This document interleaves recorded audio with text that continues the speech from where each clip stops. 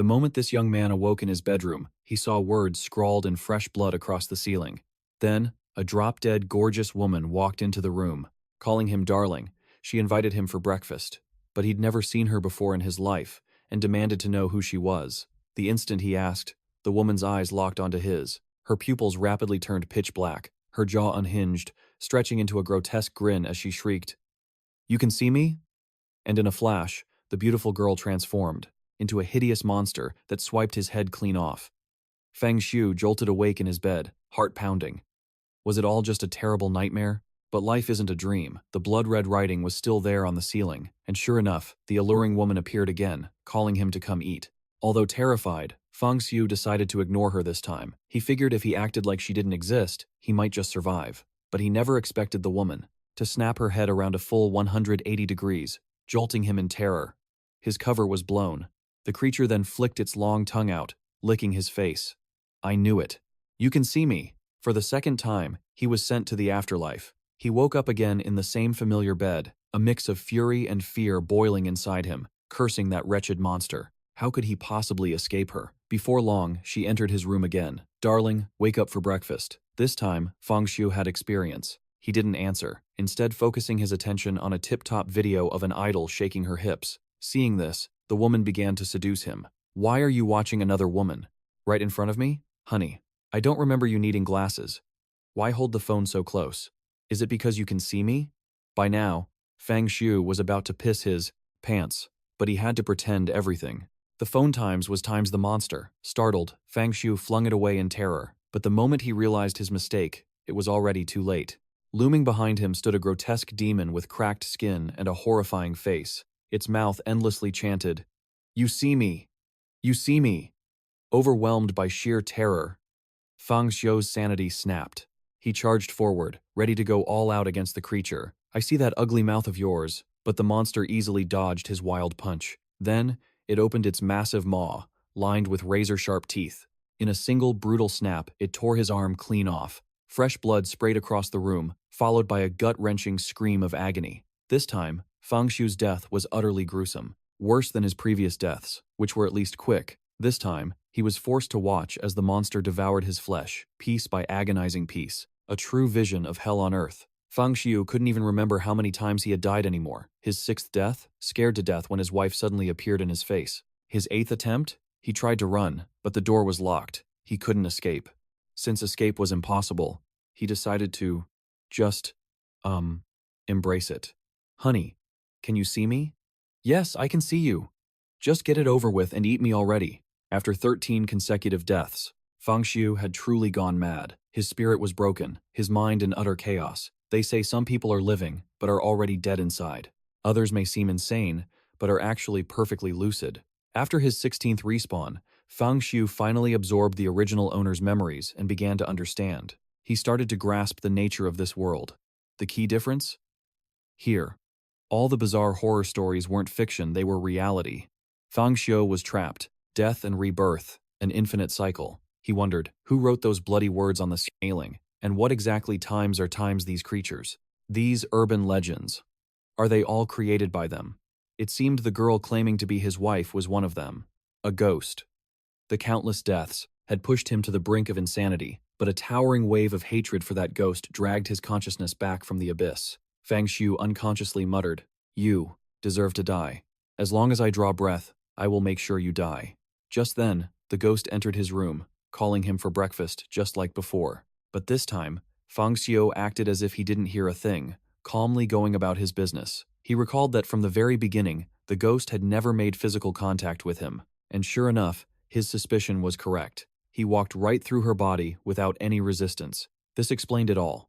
She could only attack times after times he confirmed he could see her. Fang Xiu then brushed his teeth and made his own breakfast, completely ignoring the ghost's clingy act, no matter how much she pouted. Whether her face appeared on the dining table or the doorknob, he remained unfazed. Only by leaving this room could he begin to understand the strangeness of this world. And only by leaving could he get his chance for revenge. No one escapes the law, especially after killing him 18 times. He was coming for payback. He had to find a way to destroy these phantoms, then return here and end her. With newfound determination, Fang Xiu opened the door, ready to step into the outside world. But then, he froze on the spot. The blood in his veins turned to ice. Fang Xiu stared out with dead eyes, whispering unconsciously, "Is this hell?" The sky was a sickening blood red, filled with countless terrifying creatures straight out of nightmares. It seemed this was a world of demons and monsters, and a human like Fang Xiu was the real freak here. Suddenly, he couldn't hold it back anymore and burst into loud laughter. But it was a twisted sound, tinged with madness. "Interesting. This world is truly interesting. Ha ha ha." After his laughing fit, he leaned wearily against a pillar, dry heaving. Suddenly, a voice rang out. "Mister, are you okay? Are you feeling sick?" The speaker was a little girl, maybe 5 or 6 years old, with pigtails and a lollipop. Seeing that she was just a child, Fang Xiu relaxed his guard. He walked over, patting her head. "I'm fine," he said, "just a little tired." But in the next second, the flesh on her face decomposed, revealing a grinning, vicious skull. "So, you can see me?"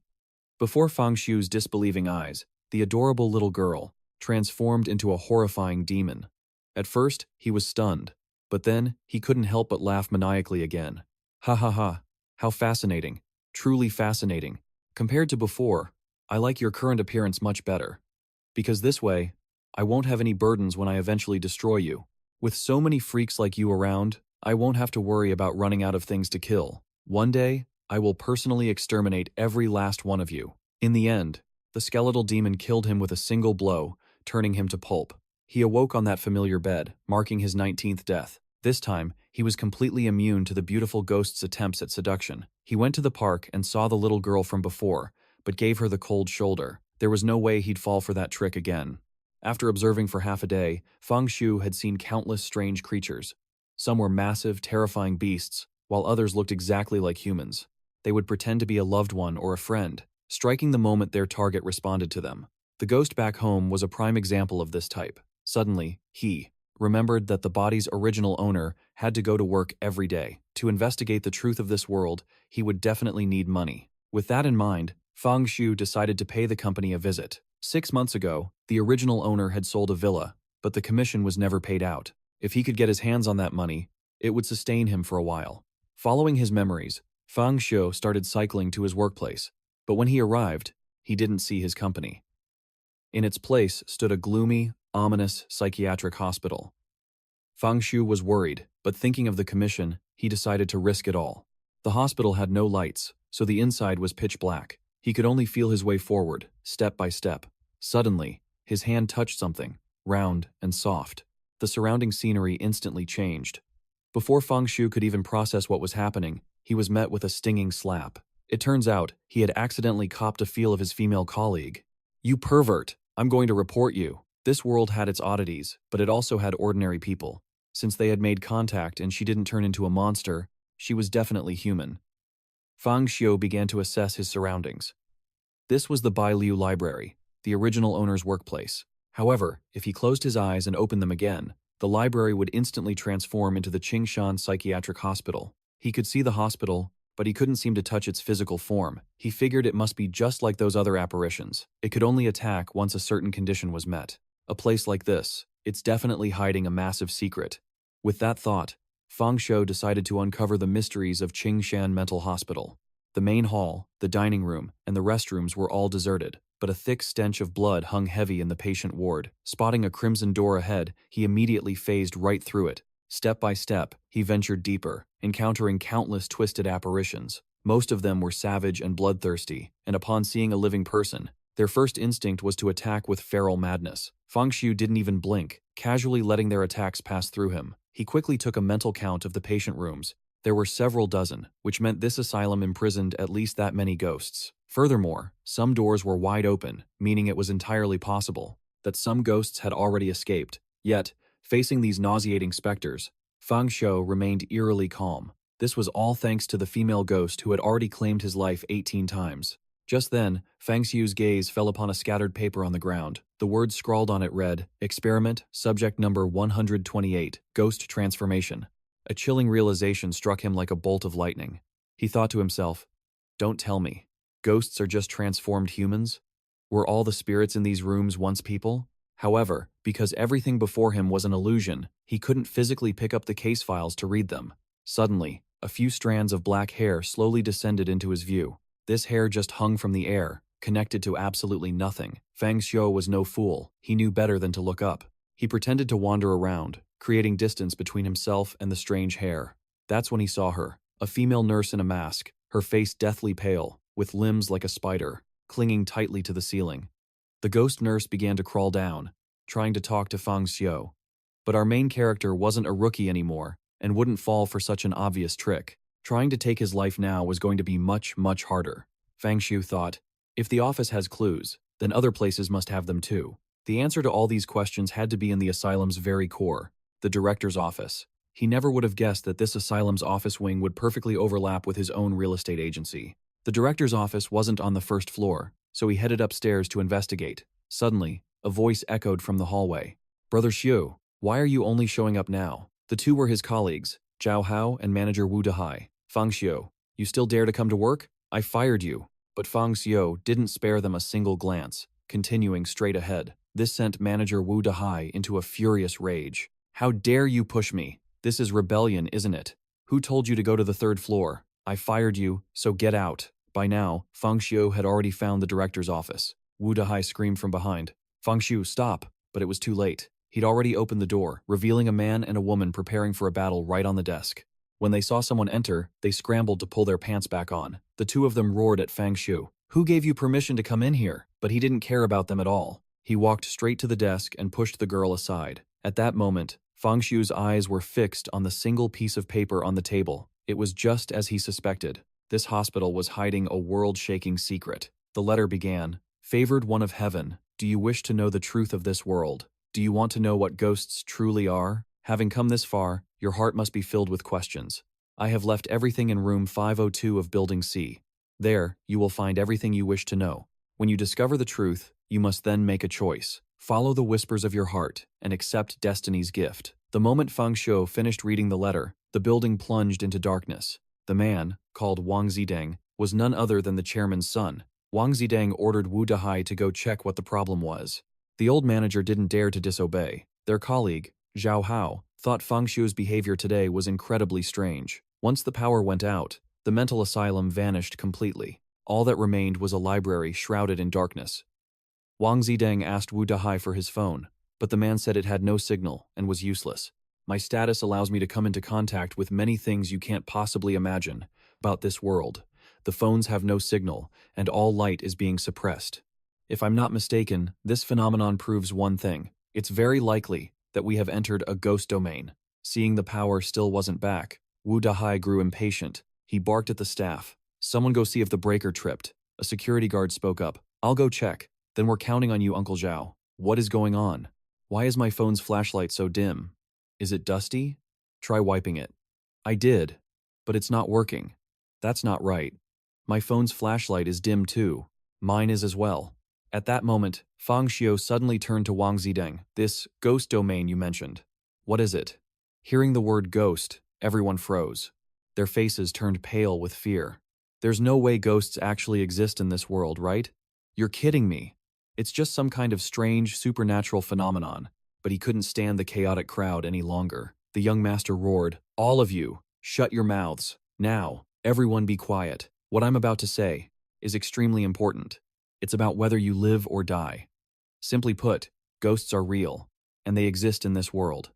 This so-called ghost domain is their territory. You can think of it as another dimension. Suddenly, someone in the group asked, is Guard Zhao back yet? He's been gone for over 3 minutes, and there's still no sign of him. Don't tell me he really ran into a ghost? The young master, 𝘌𝙚𝙢𝙤𝙤, continued. Normal people inside a ghost domain must be extra careful. Avoid breaking its rules. Otherwise, you're just asking for a death wish. Fatty wu-dehai, who usually barked at employees like a dog, was now whimpering, What? What do we do? Young Master Wang? Right now, what we need to do is figure out how to escape this ghost domain. If we don't, every single one of us will die here. While everyone was panicking, Fang Xiu suddenly recognized an all-too-familiar sensation. There was no mistaking this feeling. It was the anomaly. Fang Xiu warned them, the ghost is here again. Of course, the crowd didn't believe him. What kind of nonsense are you spouting at a time like this, Fang Xiu? Where's the ghost? But they were completely oblivious to the girl behind them, being constricted by an unseen force, unable to make a sound. Fang Xiu calmly watched the scene unfold. He had already warned them. If they refused to believe him, he couldn't be blamed. Still, Fang Xiu spoke up once more to remind everyone. Wang Xiaoli is gone. At first, the girl standing near Wang Xiaoli didn't believe him. You're talking nonsense. Wang Xiaoli is right here beside me. But very quickly, she realized she couldn't see her friend anymore. Xiaoli, where are you? Say something. Only then did the group finally believe Fang Xiu wasn't lying. Wang Xiaoli had truly vanished. Did a ghost really appear? Fang Xiu, did you see what it looks like? My vision is limited. I didn't see the ghost. I only saw Wang Xiaoli disappear. A colleague was taken by a ghost, but he's so calm. That guy isn't normal. Maybe he's possessed by a ghost or something. It's like, you're not afraid of ghosts at all. Could it be? You're a spirit tamer? Wang Zideng explained. A spirit tamer is someone who can control their own spiritual power. My cousin is a spirit tamer. Right now, the best way to break this deadlock is for someone to become one. So, a spirit tamer is forged. Inside a ghost domain? How is it done? Wang Zideng was shocked that even now, Fang Xiu could remain so composed. My cousin once told me, to become a spirit tamer, you must borrow the power of a ghost, and you need to satisfy two conditions. First, you must undergo a terrifying baptism between life and death to stimulate spiritual fluctuation. Second, you must have come into contact with an anomaly, letting its power invade your spirit. However, the ghost's power is like a blood-soaked cloth. While it wipes the dust from a pearl, it also inevitably stains the spirit, because he was constantly dying and being reborn after. Transmigrating here, Fang Xiu had never truly made contact with an anomaly. As long as he didn't respond to them, they were just illusions from another dimension. It didn't count as contact. But now, the ghost lurking in the shadows had broken through from illusion into reality. It could harm people without even being seen. Fang Xiu wondered. If he exposed himself to these anomalies, could he gain the power to destroy them? To finally get revenge on the female ghost who had butchered him 18 times, Fang Xiu decided to go all in. High risk, high reward. He had to become a spirit tamer. Just then, another terrified scream echoed through the crowd. 𝘿𝙚𝙢𝙤𝙤 is gone. He was right next to me a second ago. Wang Zideng furiously roared at the crowd. Shut up, all of you. Do you want to summon the ghost right to us? What do we do, young Master Wang? I don't want to disappear. You're asking me? Who do I ask? Suddenly, Fang Xiu's voice cut through the noise, startling everyone. 2 to 3 minutes. That's the interval between each disappearance. To be precise, it's 2 minutes for a woman and 3 minutes for a man. Guard Zhao vanished after 2 minutes. 2 minutes after Wang Xiaoli vanished, it was 𝘿𝙚𝙢𝙤's turn. If Fang Xiu's guess was correct, 3 minutes after 𝘿𝙚𝙢𝙤's disappearance, there would be another victim. With that, he ignored everyone and stepped into the darkness alone. What are you doing? Fang Xiu, do you have a death wish? Obviously, I'm looking for a way out. Or should we just stay here and wait to die? Wang Zideng angrily pointed at Fang Xiu and yelled, You get back here right now. I already said that no one is to act on their own. Are you deaf? There are about 8 of us left. By the rules, one person disappears every 2 to 3 minutes. In roughly 20 minutes, we'll all be wiped out. I'd rather take my chances. You're just an ordinary guy. How do you know how a ghost hunts people? As Wang Zideng was about to say more, he suddenly froze, a look of pure terror on his face. He saw Fang Xiu's eyes, brimming with a cold, killing intent, staring him down. If you say one more word, I'll take your life before the ghost gets the chance. In the end, no one dared to speak. Only one person, Zhao Hao, asked to go with him. Brother Xiu. I have a bad feeling about this. Why haven't we reached the stairs yet? Quiet for a second. Fang Xiu had spotted a light up ahead. It was a green glow, the exact same color as the lights in the Qingshan Mental Hospital. Just as he thought, the library vanished. The two of them now stood inside a mental hospital. Am I hallucinating, Brother Xiu? Where are we? Weren't we just at the company? So, you see the hospital too? Of course, this hallway is so long. At that moment, Fang Xiu came to a conclusion. The mental hospital was a real entity, just like the other anomalies out there. No wonder he couldn't find the sales department. Earlier, the hospital had devoured the sales department. They were already inside it. This was the true ghost domain. Continuing down the hall, the two of them discovered the blood-stained clothes of the missing people. Fang Xiu deduced that the ghost had eaten them. It takes about 3 minutes for it to devour a grown man. Women, being more slender, only take 2 minutes. This explained the time difference between the victims' disappearances. 𝘿𝙚𝙢 was just taken. So for now, we're temporarily safe. You mean the ghost is eating 𝘿𝙚𝙢 somewhere right now? Fang Shu carefully observed. The scene. The edges of the torn clothes were incredibly smooth, clearly made by a sharp object.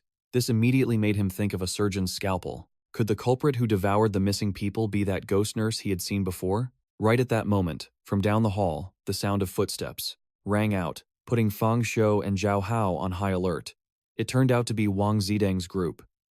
They were too terrified to stay behind and had decided to follow Fang Shu. The portly 𝘿𝙚𝙢𝙤𝙤 demanded to know if they'd found anything, asking if they'd seen Guard or Wang Xiaolei. But a moment later, no questions were needed. The answer lay scattered on the ground, the blood-soaked clothes of the missing. Wang Ziteng instantly recognized the uniforms of Guard Zhao and Wang Xiaolei. It was clear now, or they'd been devoured by a ghost.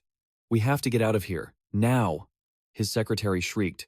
"Young Master Wang, I want to go home," but Wang Ziteng ignored her, turning to Fang Shu instead. "What do we do now?" Yet, Fang Shu was silent, his gaze locked on his phone, completely ignoring the question. His expression was grim. He finally spoke, his voice heavy. "The time has come."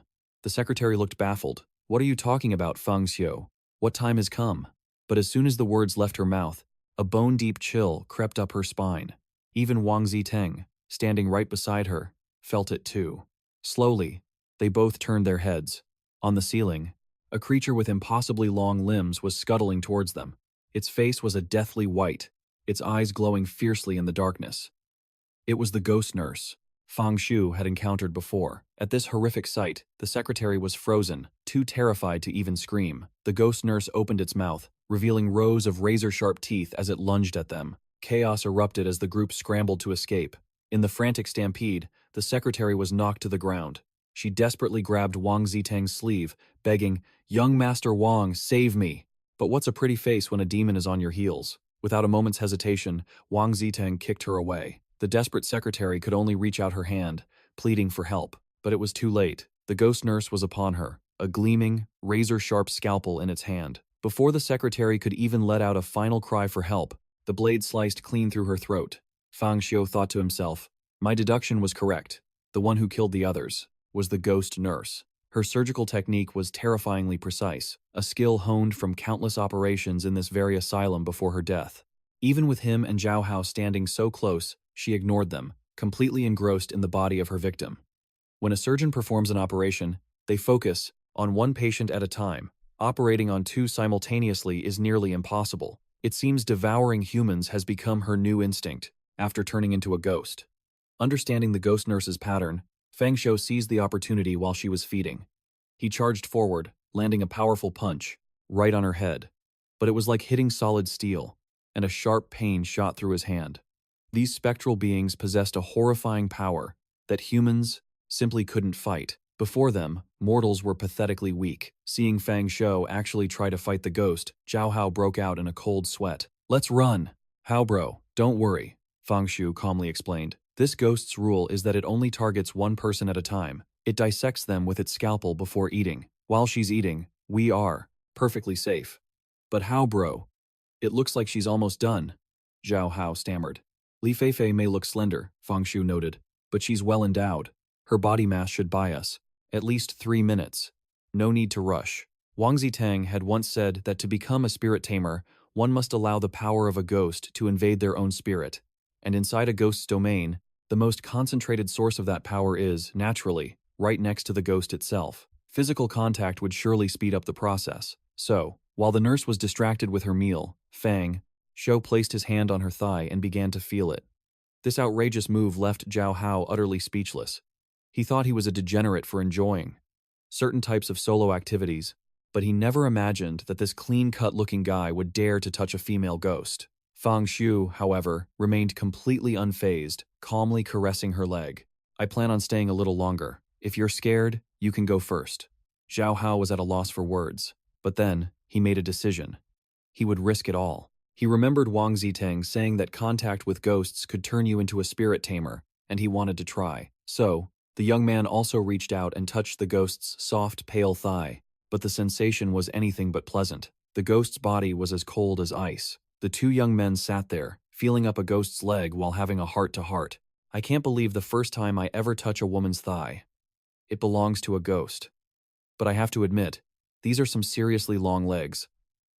Xiu silently mused that this kid's ability to adapt was incredible. Perhaps he had some real potential. He then reminded his new partner, 1 minute has passed. Let's give it another 30 seconds, then we run. We need to give ourselves a head start. As the timer on his phone hit exactly 1 minute and 30 seconds, the two of them shot up and bolted. Are you sure we can outrun a ghost? How, bro? Besides, you've been here before, haven't you? How do you know your way around so well? Xiu explained. When I first entered the Qingshan Mental Hospital, I paid close attention to the building's layout and memorized several routes. We can use the terrain to our advantage and create distance. However, man proposes and God disposes. They hadn't gotten far when a curtain of jet black hair dropped down right in front of Xiu. How can this be? He thought. Did I miscalculate? He was certain they had 2 full minutes to escape. Why had the ghost caught up so fast? He glanced back and instantly understood the reason. It turns out, the secretary had fake implants, so the ghost couldn't get a proper meal. He had calculated 1,000 possibilities, but he never accounted for the secretary's padding. The result? The ghost nurse swiftly took his head. However, this time, Xiu didn't wake up in his bedroom. He reappeared at the exact moment he had just touched the ghost's thigh. Does death and revival happen by events? Is it like a video game? The first level was the neighborhood, and the second level is the Qingshan Mental Hospital. Because I cleared the first stage, the checkpoint automatically moved to the second? Last time, he died because of silicone. This time, Xiu would not make the same mistake. How, bro? We just touched it. Now let's go, he urged. Her front and back are both silicone. There's not enough real meat to buy us any time. Silicone? So they were fakes? No wonder they were so big. As the two were rushing down the stairs, they suddenly ran into Wang Ziteng's group. It's you two brats. You scared me to death. I thought the ghost had caught up. Why are you guys so slow? Xiu asked. Slow? We've run down at least 20 floors. I don't know why. This building is so tall. You're the strange ones. How did you get down so fast? 20 floors? That's impossible, Zhao Hao said. How bro and I only ran down 3 floors before we ran into… At this, Zhao Hao clamped his mouth shut. Don't spout nonsense, or I'll beat you up. Wang Ziteng threatened, but his face had already turned deathly pale. A ghost leading the way. It must be a ghost leading the way, he stammered. My cousin told me that a ghost's power can make people hallucinate, creating a phenomenon where a ghost leads you astray. People caught in it will walk in circles forever, unable to escape. That's why you two caught up to us so quickly. How did it catch up to us so quickly? It's because we've been running in circles this whole time. But Xiu figured it out. He turned to the group and said, Everyone, got anything spare? Throw it on the ground to mark our path. Seeing the logic in his plan, they dropped everything non-essential. Lighters, water bottles, cigarettes, and a 3-pack of condoms. Once the deed was done, they descended. And just as they feared, upon reaching the next floor, they saw the same pile of junk again. This is the lighter I just threw down. And my money too. We're screwed. It's a ghostly maze. We're trapped. What are we supposed to do? When that thing catches up, we're dead meat. Xiu said nothing, his gaze quietly falling on that particular 3-pack of condoms. My cousin once said that normal people can't escape a ghostly maze. To break the illusion, you need spiritual intuition to see through it. We need to see if anyone can awaken their spiritual senses. Does being hunted by a ghost count as a near-death experience? Someone wondered. I hope I can awaken my powers soon. If I become a spirit master, my cousin can't push me around in the family anymore. How are we supposed to test that anyway? Should we copy what Boss Wang did? Xiu ignored their panicked chatter and continued down the stairs. I remember from the mental asylum. The exit staircase was on the right. Even if the buildings are different, the basic layout should be similar. Instead of praying for a miracle, he'd rather focus his energy on finding real clues. Wang Ziteng watched Xiu's retreating back, wondering how he could stay so calm. From start to finish, not a single trace of panic had crossed his face, not even when that horrifying creature appeared. Back then, when the female ghost showed up, Xiu was right at the front, but he didn't run away immediately. Instead, he pressed himself against the wall, preventing the rest of us from bumping into him. While everyone else scrambled down the stairs, only 3 people didn't follow the herd. By now, Li Feifei was nowhere to be seen. She was definitely dead. Xiu and Zhao Hao headed downstairs, and relying on his memory, he began, running his hands along the wall, searching for something. And sure enough, it didn't take long for him to find a door. 𝘌𝙤𝙢𝙤𝙤, who had been following them the whole time, saw the door too. A door! There's a door here. We're saved. Fang Xiu tried the handle. Luckily, it was unlocked. Seeing this, the group started shoving their way inside. Not running? Brother Xiu? How are you still so composed? In the face of danger, all they knew was how to blindly run for their own lives. But the funny thing is, when facing that ghost nurse, you don't have to be the fastest. You just have to make sure you're not the last. Besides, this way, he could conveniently touch the nurse's thigh again, and maybe awaken his spiritual senses a little sooner. He knew this spectral asylum had to have some kind of bizarre phenomenon. He was just lucky not to have run into it until now. As the others were running for their lives, they were suddenly stopped by 𝘌𝙤𝙢𝙤𝙤. Up ahead were two different paths, and they had no idea which way to go. Hey, why don't you check the left path first? One suggested. Wow, you're a real genius, aren't you? Using me as a guinea pig? Why don't you go? Just then, Fang Xiu slowly walked up. At the sight of him, the two men immediately fell silent. 𝘌𝙤𝙢𝙤𝙤 asked nervously, Fang Xiu, which path should we take? You found the door out of the ghostly maze. You must know the way out, right? Hurry up and tell us. The ghost is right behind us. What's with the attitude? Are you trying to feel important or something? Fang Xiu couldn't care less about this group. In his eyes, they were merely tools to help him understand the secrets of this world. Right now, the ghost nurse was invincible. If they wanted to buy some time, they'd have to pay with human lives. Soon enough, the ghost nurse arrived. Its speed as it crawled along the walls was terrifyingly fast. Seeing it, everyone started pushing and shoving to escape. 𝘿𝙚𝙢𝙤𝙤 was the slowest. As he glanced up at the ceiling, he saw the ghost nurse right above him. In a flash, he grabbed the shirt of a young man running ahead of him and threw him backwards. The man screamed in anger and terror, 𝘿𝙚𝙚𝙤𝙤, you pig! But before he could finish, the ghost nurse's claws slashed his throat. Seeing this, 𝘿𝙚𝙚𝙤𝙤 let out a sigh of relief. Don't you worry, little Chen. I'll be sure to burn incense for you every holiday. Sometimes, a human who has lost their humanity is far more terrifying than any ghost. While the ghost nurse was feasting on his colleague, Fang Xiu snuck back to touch its thigh again. Of course, the young man, Zhao Hao, wasn't about to miss this chance. Hey, touching a girl's thigh without inviting me? You can't just hog the good stuff, Brother Xiu. Next time there's a thigh to grope, you better call me. Her skin is so smooth, white, and soft. Do living girls' thighs feel this good too? Fang Xiu thought to himself, spoken like a true otaku. Maybe this kid could actually awaken his spiritual senses and help him escape this mental hospital. They only touched for a minute before running again, regrouping with 𝘌𝙤𝙢𝙤𝙤𝙤's crowd. They found themselves in the company cafeteria. Is there anything to eat? I didn't even have dinner before all this overtime, and all that running has made me starving. Cafeterias usually have a back door. Everyone, start searching. After we get out of here, I'll treat you all to a feast, and as many beautiful women as you want. I'll call them for you, young Master Wang. Don't pay any attention to that brat. Even if there's no cave, I'll dig one for you myself. After a bit of searching, they found a door in the cafeteria, but when they opened it, there was just another door waiting for them. The surroundings were pitch black, devoid of light. It felt like a sign they were entering an even deeper space, a more intimate part of the ghost's domain. This felt less like a door to salvation, and more like a path to damnation. Soon, the second door was opened, but it only revealed a storeroom. 𝘌𝙤𝙢𝙤𝙤𝙤 was furious.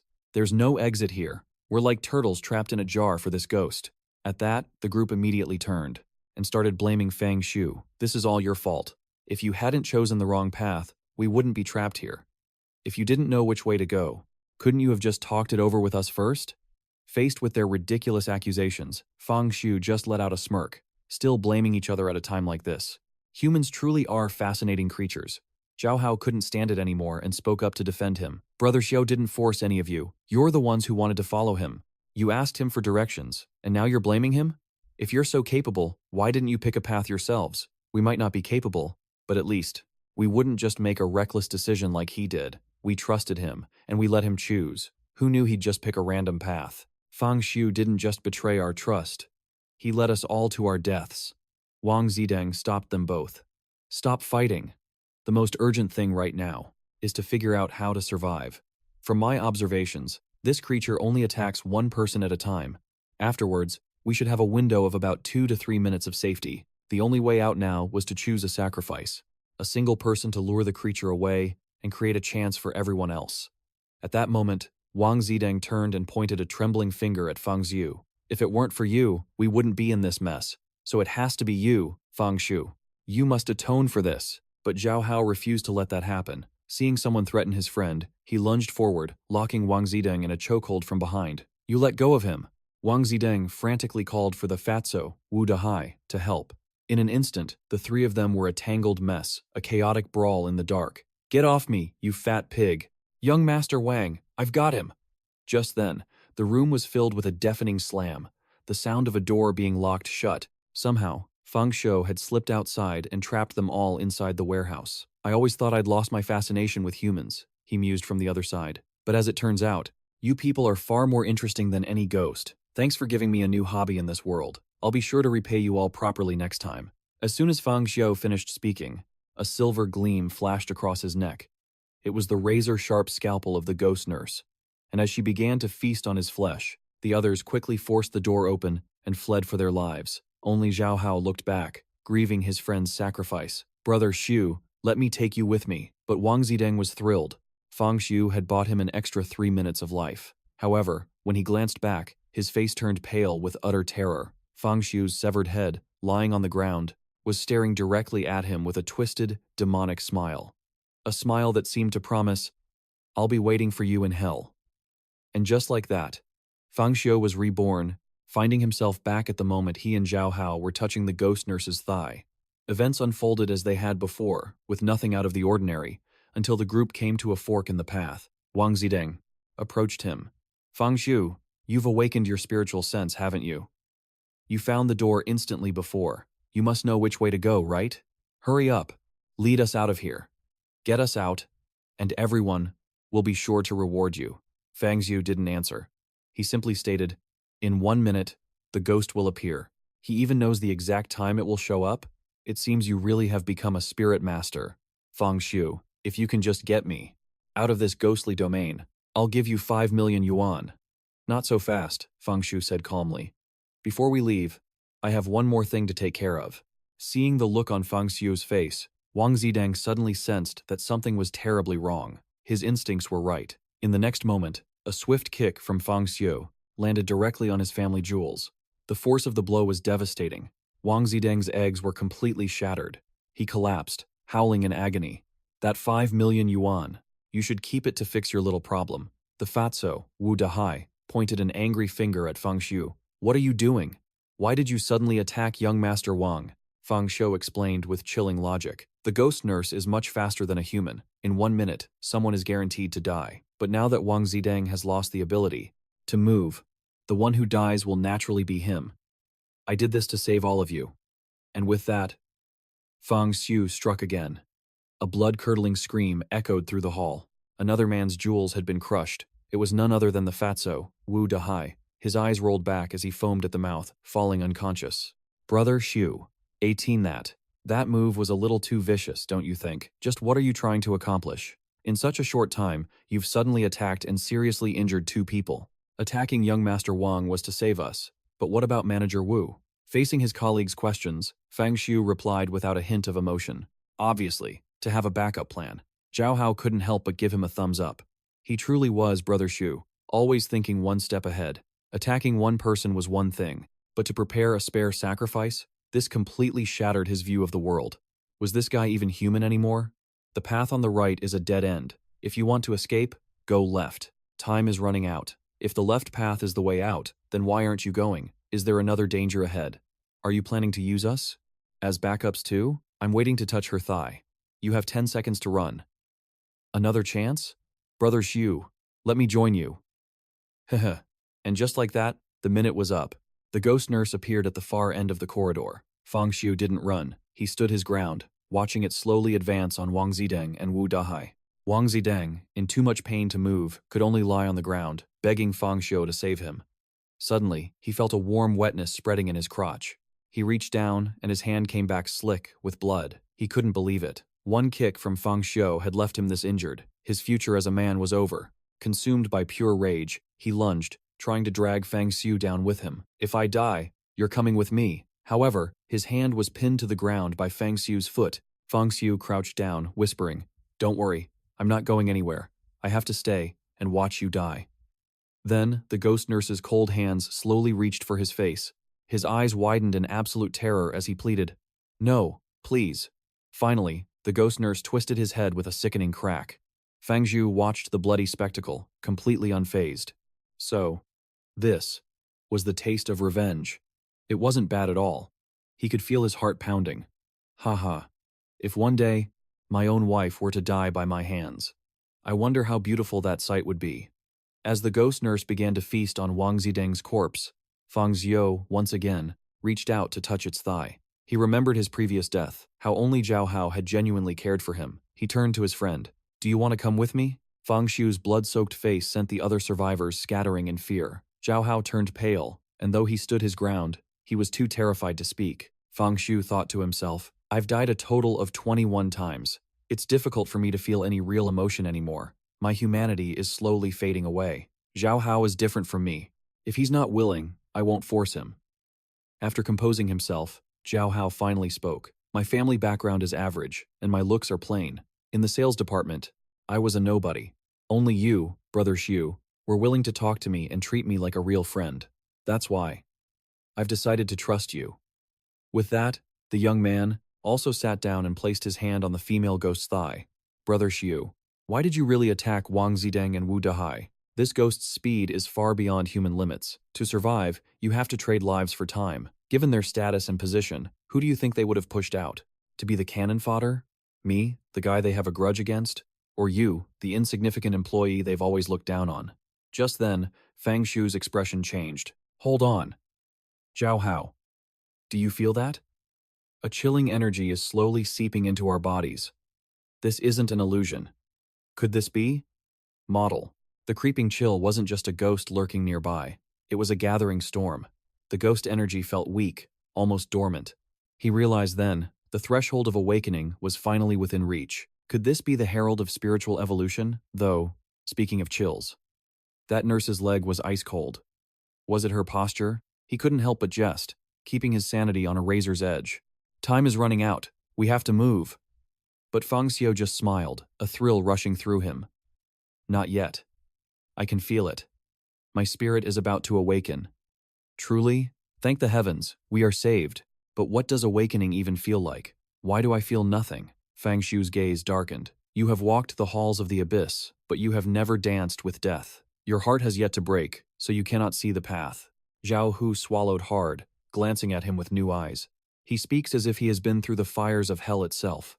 Yet, Fang Xiu remained unreadable, his mind far beyond their comprehension. 𝘿𝙚𝙢𝙤𝙤 was still a feast for the creature. 5 minutes. That was his limit. Fang Xiu whispered to the group. We have 2, maybe 3 minutes max. Just enough time for me to test the waters and run. Fang Xiu closed his eyes. He felt the rotting breath of the abyss seeping into his flesh. Where did it go? Into his soul. The soul has no form, which means he could shape it. Every nerve, sight, sound, touch, taste, and instinct. Awakened, his mind accelerated, the world slowing to a crawl. Every muscle fiber obeyed his will, coiled like a dormant dragon. A power that defied reality thrummed within him. It felt as if a veil had been torn away. The true face of the world, rotting and grotesque, laid bare before his eyes. This was spiritual power, the manifestation of a soul reshaped by the nightmare. But he was only at 1%. He needed to consume the abyss to awaken his true glory. The true power of an awakened lies in the heart. What do you desire the most? What is your soul screaming for in the dark? Whatever you crave will manifest as your power. Fang Xiu searched the depths of his soul. A blinding, agonizing pain tore through his chest. Is my power agony? The truth struck him with devastating weight. Hatred, trauma, the brutal despair of his past lives. He would not just defeat his enemies. He would drown them in his own suffering. Every scar, every death, every curse he had endured. He would force the monsters to taste the very hell he had lived. A mad, chilling laughter erupted in the dark. Fang Xiu grinned, a terrifying gleam in his eyes. Magnificent. Simply perfect. I cannot wait for the monsters to taste my despair. His thoughts drifted to his beloved wife. A promise of devotion. Born from the grave. My dear, we are going to meet again very soon. 2 minutes passed. Zhao Hu urged him to flee, but Fang Xiu raised a hand. Stay back. I want to test my new art. He stepped slowly toward the nurse ghost. She was still gorging herself on the flesh of Da Hai. Fang Xiu channeled the torment of 21 deaths into his fist. 21 deaths, a mountain of agony. Who could possibly endure this weight? And as he dies more, his wrath will only multiply. A power with no ceiling. Taste my agony! Fang Xiu roared, his fist slamming directly into the skull of the nurse ghost. The creature flew back, her surgical blade slipping from her grasp. Fang Xiu narrowed his eyes. The strike was underwhelming. His 1% spirit had hit a wall. There was no wound. Her mind was unaffected. She didn't share his torment. I see. Pain must be delivered through a wound. His bare fist was not enough. He needed to draw blood. He needed a weapon. His eyes locked onto the fallen surgical blade. As his fingers brushed the cold steel, a violent, black aura erupted from the weapon. This blade had butchered countless entities in this asylum. It was drenched in suffocating grudge and malice. This wasn't just a knife. It was the very source of the curse. The madness that broke the nurse's mind was born from this steel. Fang Xiu's heart raced. If he wielded this, could he execute the nurse ghost? He swung the blade at her neck. Asterisk, clang, asterisk. It sounded like steel biting into steel. Not a single scratch. Zhao Hu blinked, panic rising in his throat. It is sharp enough to sever ghosts, boss. Why isn't it working? Fang Xiu realized the harsh truth. The blade required spirit to ignite. With his soul completely drained, the relic was just useless iron. We have to retreat, Fang Xiu commanded, turning his back on the beast. The nurse ghost shrieked, her hollow eyes noticing her lost blade. Fang Xiu and Zhao Hu sprinted into the labyrinth of corridors. With his awakened spirit, his senses were sharp enough to slice through the fog. He felt the heartbeat of two cowards hiding in the gloom. As they stepped out to greet them, they sighed in relief. You are safe. Fang Xiu, take the lead. We have been waiting for you. Zhao Hu scoffed, his patience snapping. You ran like cowards and now you demand him to save you? The two fell silent, shame burning their faces. Ahead, the asylum split into a maze of doors. Time was a ticking time bomb. Fang Xiu pointed to a door. We test them, one by one. Are you insane? We do not have time for testing. Then stay here and die. Suddenly, a horrific wail echoed from the upper floors. The ghosts. Were closing in. How could they be this fast? Fang Xiu's eyes narrowed. Did taking the scalpel break the rules of her domain? He chose a door at random, kicking it open, and they fled. The creature was on them in a heartbeat. A shriek that tore at their sanity echoed down the hall. Give it back! Give me! My blade! Panic erupted. In the desperate scramble, the cowards shoved each other, clawing at their own allies. Let go of me! Do not pull me! Yet, the nurse ghost ignored them entirely. Her dead, hollow eyes locked only onto Fang Xiu. Zhao Hu screamed, Boss, look out! Fang Xiu turned, but it was too late. The beast lunged. Her fangs tore into his neck, dragging him into the abyss. Death number 22. Fang Xiu gasped, waking in the loop, the chill of the blood still clinging to his skin. A dark, dangerous smile curled on his lips. He reached out, to kick the legs of his teammates, exactly as he did before, a necessary sacrifice, to buy him the time he desperately needed. As the demon nurse feasted on the others, Fang Xiu seized his chance, snatching its surgical scalpel, and just as he predicted, the moment its blade was gone, the demon lost all interest in its meal and came straight for him. He made a break for the north gate, but the elevator doors were too slow. His 23rd life was snuffed out. On the next run, he tried the south gate, only to be ambushed by the demon nurse in the office. And just like that, his 24th life was gone. Only the east gate remained. If this was another dead end, he'd have to give up the scalpel. But he couldn't bring himself to do it. I've come too far to quit now. There's still hope. She may be faster, but I can use my deaths to learn her patterns, to predict her every move. In a way, dying over and over is like seeing the future. Plus, I remember a fire escape to the left here. After countless deaths, and with his body enhanced by his newfound spiritual sense, Fang Xiu finally did it. This time, he predicted the nurse's every strike. He flawlessly weaved through her deadly onslaught. His colleagues could only stare in disbelief. Is this the true power of a spirit master? Finally, Fang Xiu saw the sign. If this was the real exit, then everyone would escape this ghost domain. But as he neared the door, the demon nurse suddenly stopped. It didn't just stop, it backed away. Fang Xiu was baffled. Why did it stop chasing him? Could it be afraid? In the end, the demon nurse ignored them completely and bolted. It moved so fast, they thought it was just a gust of wind. Brother Hui, are you all right? Why did that ghost run away? Logically, This should be the path to survival. So, why would the demon nurse flee at the sight of this exit sign? It can only mean one thing. This isn't an exit. It's the entrance to something that terrifies even a demon. Beyond the door was only darkness, like the mouth of an endless abyss. Xiu decided to rest to a moment. After all, they'd been running for dozens of minutes straight. Once they recovered, he led the way forward. The dread in the air was thick, but thankfully, nothing happened. The group froze when Xiu spotted a steel door. Was the real danger waiting behind this door? Brother Hui, is this really the way? What if it's a trap? Trap or not, we have to go. The silence here was the strangest part. Utterly unnatural. It was so dark, you couldn't see a thing. He couldn't even hear the sound of his own voice. With darkness swallowing the path, Xiu could only push forward. Even his sense of time was devoured by the void. The path felt like it would never end. After walking for what felt like an eternity, Xiu suddenly saw a light up ahead. The surrounding darkness rapidly receded. Before him stood the Bai-Liu library. He realized he had truly escaped the ghost domain, and because they followed him, everyone else made it out too. This is great. Brother Hui, we're alive. We made it out of that nightmare. We're really out? Let's get out of here. Fast. While everyone celebrated their escape, Xiu felt that something was terribly wrong, but he couldn't quite put his finger on it. That's it. The Qingshan Mental Hospital. It's gone.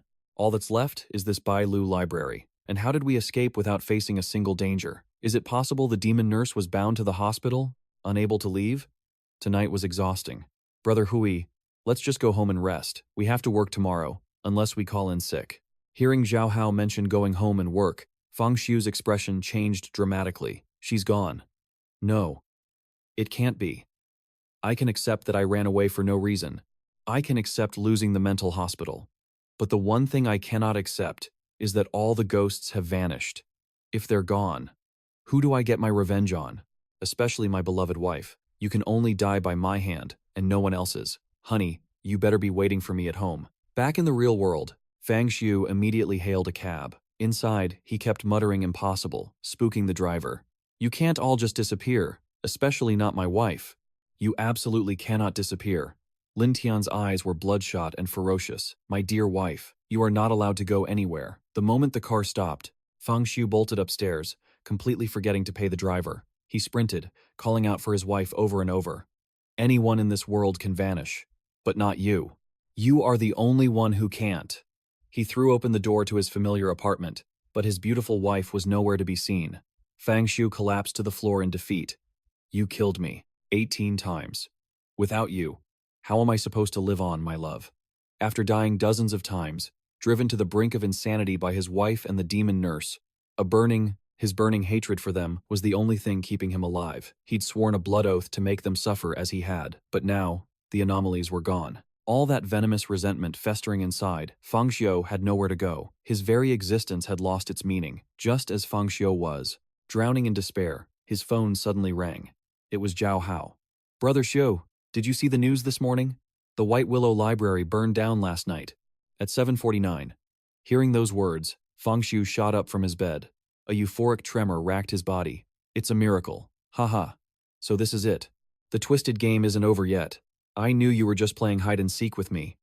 My love. It seems I'll finally be able to see you again. At that moment, his phone buzzed.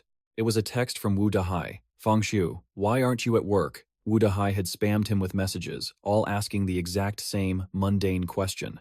Xiu, why aren't you at work? Xiu just stared at his phone and laughed. Wu Dahai is already dead. How could he possibly be texting him? This is getting interesting. A dead man telling me to go to work. Looks like he's showing his true colors after death. Suddenly, a viscous, blood-red liquid began to ooze from the screen. Along with it, a new message from Wu Dahai popped up. You think I can't find you just because you're silent? Then, from within the phone, something red began to emerge. It was a giant eyeball, speaking with Wu Dahai's voice. I see you, Xiu. Get to the office right now. But before it could finish its sentence, Xiu's hand shot out and clamped down on it. Sorry about this. This is my only phone. Try not to possess it. With a final squeeze, Xiu crushed the eyeball, which dissolved into thin air. Was that an illusion? Well, this is getting more and more fun. I guess I'll go check it out. So, what was his next move? Fang Xiu pedaled toward his old company.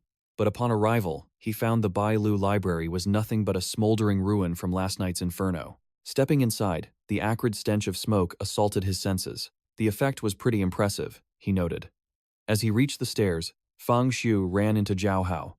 "Xiuge, you got dragged into work too?" "I'm not here to work," he replied grimly. "Where's 𝘿𝙚𝙢𝙤𝙤?" Inside the office, a truly nightmarish scene unfolded. Everyone was dressed in tattered rags, their faces completely devoid of emotion as they worked like automatons. Fang Xiu recognized them. These were the people who died yesterday. In his memory, they were gone.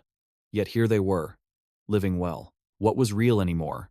A moment later, a roar erupted from the sales director's office. "Fang Xiu, why are you just showing up now? I sent you a message. Why didn't you reply?" Fang Xiu couldn't care less about the old man's tantrum and simply asked when he'd get his commission. "With an attitude like that, you have the nerve to ask me for a commission?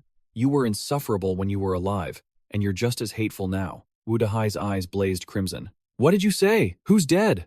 Can't you see I'm standing right here, breathing?" Fang Xiu was done listening. He moved in, and with a single, clinical slash of his scalpel, he put an end to the lecture. As 𝘿𝙚𝙢𝙤𝙤 crumbled, every single person in the office rose in unison, their dead eyes locking onto Fang Xiu. Then, their bodies began to twist and contort, transforming into grotesque monsters that lunged straight for him. But Fang Xiu felt no fear. With his newly enhanced body and a razor-sharp scalpel in hand, he easily sent every last one of them packing for the afterlife. He looked down on them with contempt. "Are we done playing? If you are, then show yourself." It turned out this was all just a nightmare realm crafted by those aberrations. The only living people in the room were Zhao Hao and the two other colleagues who had escaped the ghost domain the day before.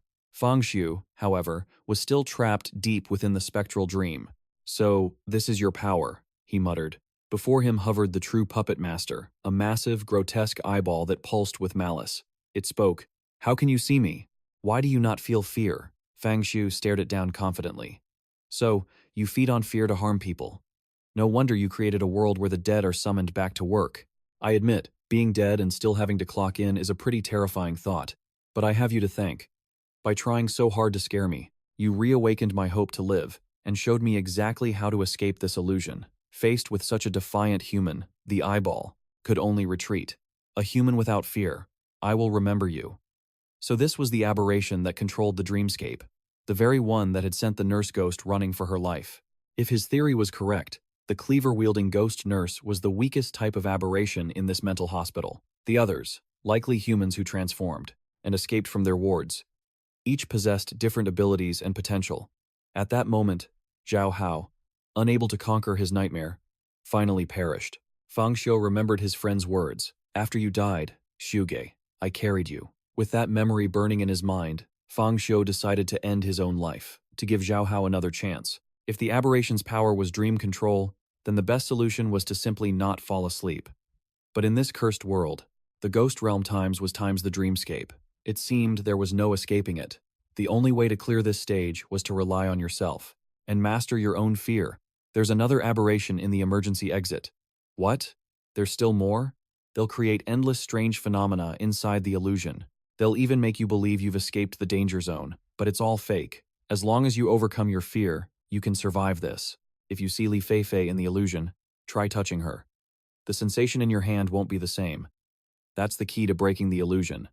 But, bro, I've never even held her hand before. After experiencing the same nightmares again and again, he knew liberation was coming. But no matter how many times they awakened, in the end, they could never overcome their fear. He'd figured it out. The nightmares were tailored to each individual, and every dream world was different. In other words, the only person who can break you out of your nightmare is you. Fang Xiu thought some physical stimulation might work. After all, he'd pulled Zhao Hao from a dream before. But even a flurry of brutal slaps across the face, followed by a swift kick to the family jewels, did nothing. Zhao Hao wouldn't wake up. He's still out after all that? This dream aberration is seriously powerful. Fang Xiu had to try something else. With a sigh, he took out his scalpel and plunged it deep into Zhao Hao's thigh. His friend let out a horrific scream. But instead of waking up, he just passed out from the sheer pain. What am I supposed to do now? Is there really no way to save him? He decided to try one last thing. If this didn't work, he'd have to give up. "Xiuge, last night I dreamed about a super hot female ghost. Hey. but just as I was about to kiss her, I woke up. Man, what a shame. When I get out of here, I'm definitely finding a girlfriend. That's it. Although Zhao Hao was an introvert, his single greatest trait was that he was a massive pervert. Zhao Hao, take out your phone, turn the volume all the way up. Xiuge, what are you planning now? Fang Xiu didn't answer. He just ordered him to put his favorite educational film on speaker, Miss X's private after-school lessons. Student, Zhao Hao, you got this question wrong. Now, you'll have to obediently accept your punishment.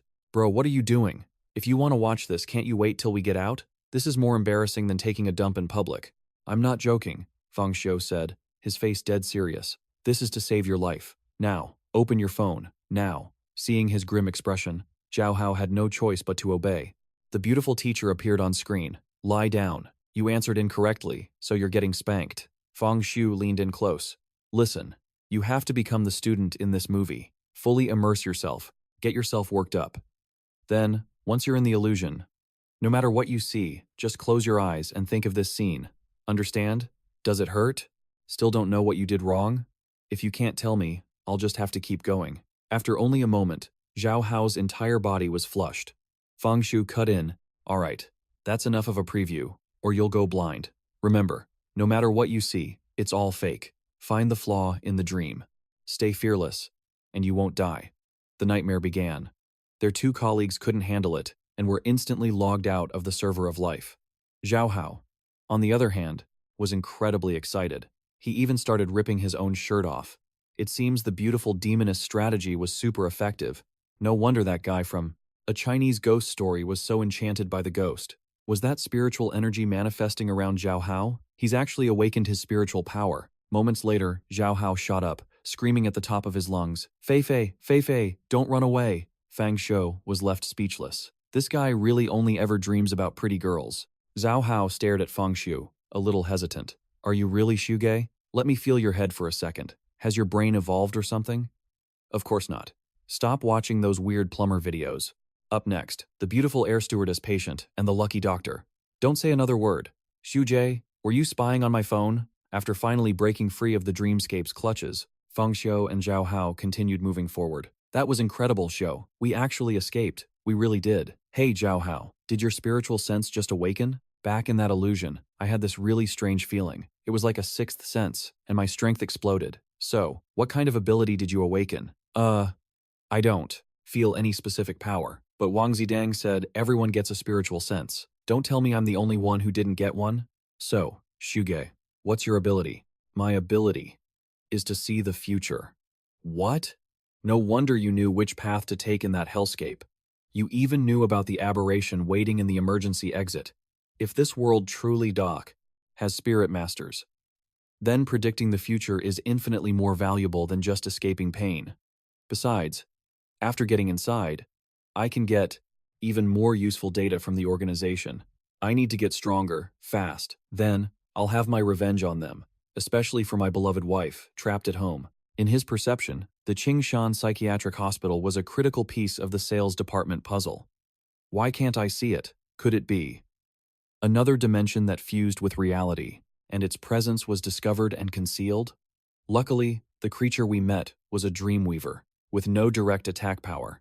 If something else had been waiting behind that door, we would have escaped one death only to be trapped forever, in the face of absolute power. Trying 100, 1,000, or even 10,000 more times would be useless. Zhao Hao's spiritual sense has awakened, making him a spirit master. So why is he completely oblivious to the world around him? Zhao Hao, look around. Do you see anything? Different? Nope, nothing. You must be seeing things, Xiuge. Maybe. I just mistook those birds for aberrations. Could it be that Zhao Hao's spiritual sense doesn't allow him to see these creatures? Or perhaps he's just too weak for now. I just hope I'm not the only one who can see them. Meanwhile, Zhao Hao was thinking to himself, my own ability hasn't even awakened, but Xiuge can predict the future. I'm so jealous. By the way, how exactly did you break out of that dreamscape? And what was all that destruction about? It was just like you taught me. Xiuge, don't overthink it, just charge straight in. Then why were you groping and kissing thin air in your dream? Wait, I did that too? Oh, that's not all you did. Okay, are older. You don't have to say another word. Xiuge. This is way too embarrassing. I was just guessing. You probably don't have an ability yet. Maybe there was a glitch when you woke up from the dream. All right, but you have to promise you won't tell a soul about this. Zhao Hao blushed, stammering. Actually, it wasn't anything special. After I entered the illusion, I just squeezed my eyes shut. My mind was filled with images of our beautiful teacher giving a lecture. Then I started hearing all these weird noises, and a female doctor with ice-cold hands kept caressing me. That's when I remembered what you said. And I just shifted my attention elsewhere. And where exactly was? Elsewhere? What the? So, you just automatically started pleasuring yourself? I was just trying to distract myself. Even a dream aberration would be powerless against a degenerate like this. Zhao Hao continued his story. Driven by curiosity, he finally opened his eyes, only to find the secretary, Li Fei, standing right in front of him.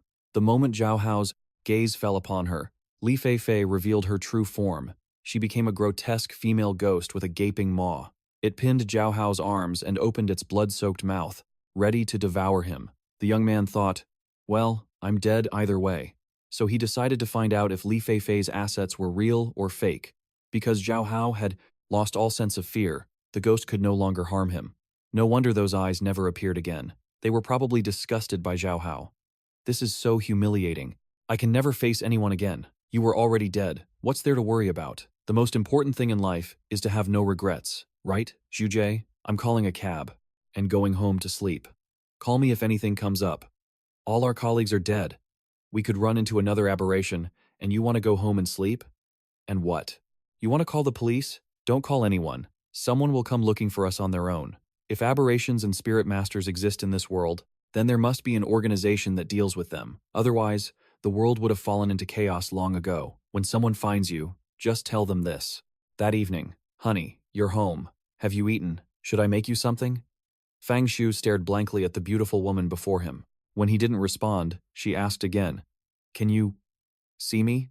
But before she could finish her question, a blade flashed across her throat. This was the moment of revenge he had been waiting for. Suddenly, the world went black. Fang Shu jolted awake. Did I just die again? This time, he didn't even know how it happened. So this is my wife's true power. It seems the gap between humans and aberrations is still immense. I made the right call, not to follow the director's instructions, and to continue investigating the psychiatric hospital instead. My own power is still so weak. Since I don't understand spirit masters or my own spiritual sense, I'll wait until I can contact the relevant organization, gather critical intel, and then make my next move. Luteng City, Strategic Defense Sub-Bureau, Global Joint Investigation Bureau for Aberrant Events. The Director of Investigations, 𝘿𝙚𝙢𝙤𝙤. I'm sure you've all heard by now. 5 hours ago, an aberrant phenomenon occurred at the Bai-Lu Library. The danger zone is concentrated in the library's sales office. For now, we have not detected any signs of the anomaly spreading. Director Wang, this is the surveillance footage from the areas surrounding the library. The internal surveillance was knocked out by the aberrant energy surge. All the data was lost. These two are the lucky survivors who made it out. The taller one, with the blank look, is Fang Shu. The one who looks a bit goofy is Zhao Hao. They're both employees from the library's sales department. Our initial investigation shows that these two were nothing out of the ordinary before this incident. They're likely just normal civilians. If even civilians can survive, the danger level must be B- at most. Just send a small team in. That should be enough. I don't think so. Investigator 𝘿𝙚𝙢𝙤𝙤 spoke up. Look at the surveillance. That man, Fang Shu, his eyes are not the eyes of a lucky survivor from an other world. He doesn't look normal at all. Li Wenjie, 𝘿𝙚𝙢𝙤𝙤's assistant, added, even if they were normal before, we can't rule out the possibility that they awakened as spirit masters inside the other world. A newly awakened spirit master could definitely survive a sea-level danger zone. Send in a team. We should gather more data before jumping to conclusions about things you haven't experienced. Perhaps they were just lucky. Most spirit masters who've just awakened their powers rely on pure luck to make it out alive. Director 𝘿𝙚𝙚𝙤𝙤 slammed his fist on the table, roaring, all of you, silence. 𝘿𝙚𝙢𝙤𝙤, tomorrow, you will take Li Wenjie to make contact with them. Determine if they've awakened their abilities, and assess their level of spiritual interference. Find out if we need to bring them into the Bureau for investigation. Understood, Director Wang. The next morning, a new day began. Inside Fang Xiu's home, a phone was ringing incessantly. A few seconds later, he finally woke up, reaching for the device, completely ignoring the beautiful wife lying on top of him. "Honey, just ignore it. Sleep a little longer with me," she whispered. But Zhao Hao's excited voice immediately burst from the phone.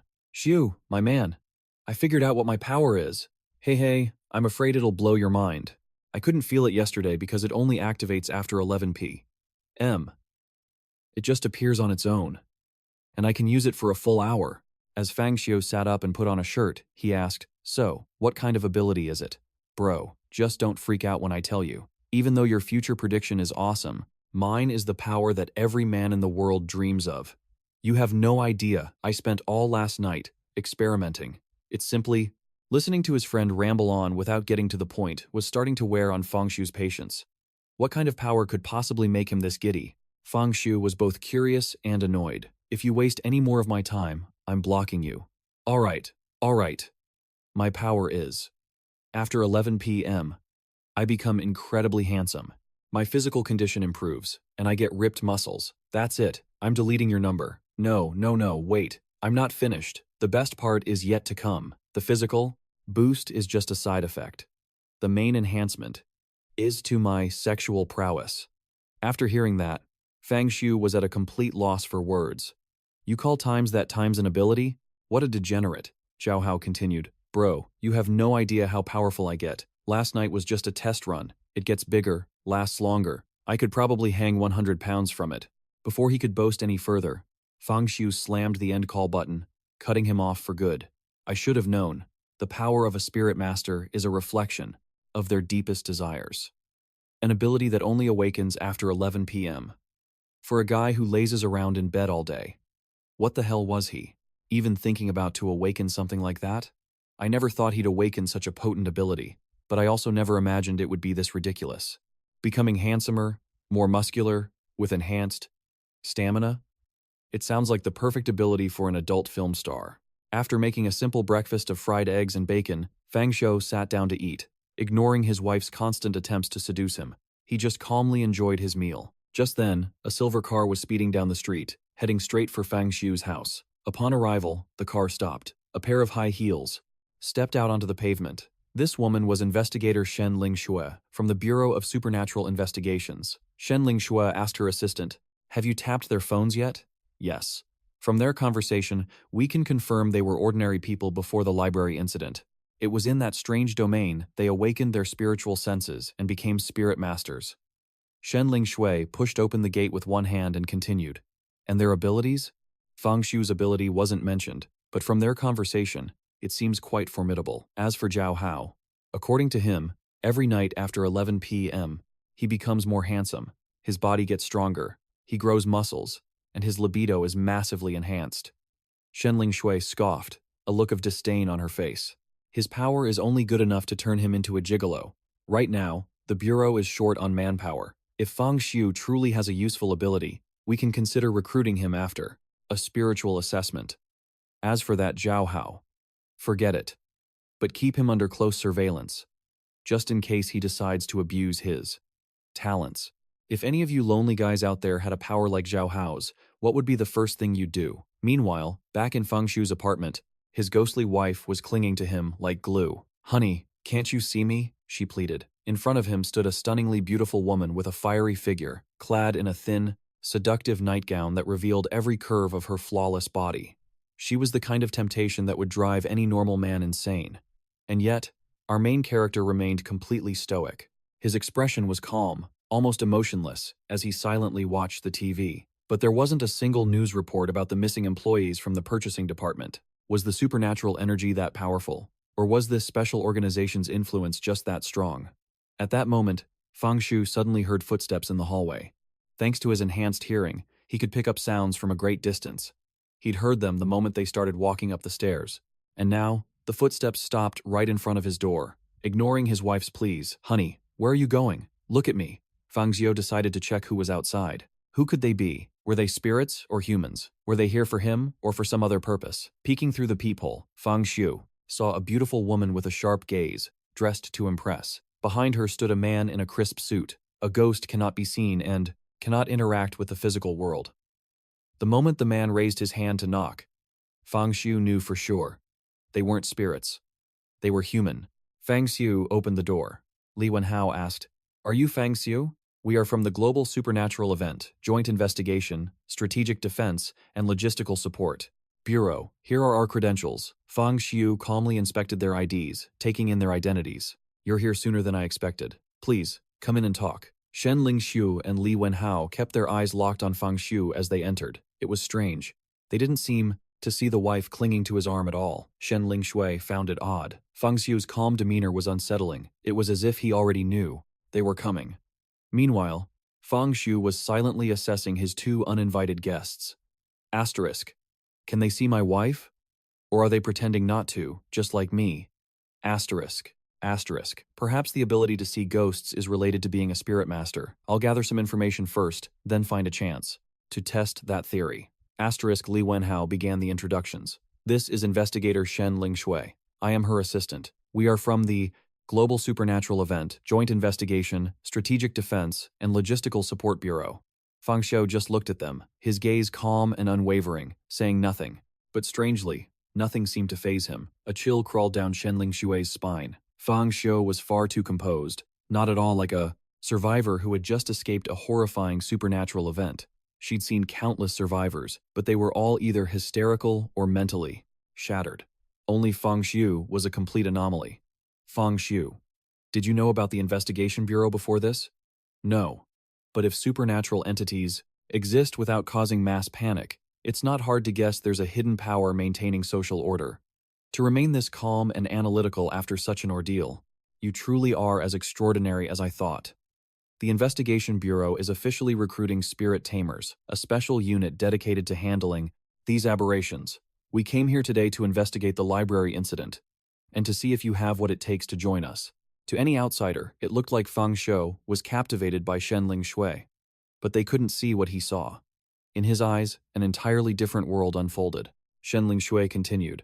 While there are many spirit tamers out there, only the Bureau holds the keys to a vast collection of top-secret information. Hubby, you can't look at her. Am I not beautiful? Have you fallen out of love with me? This ghostly wife's face, in his aesthetic view.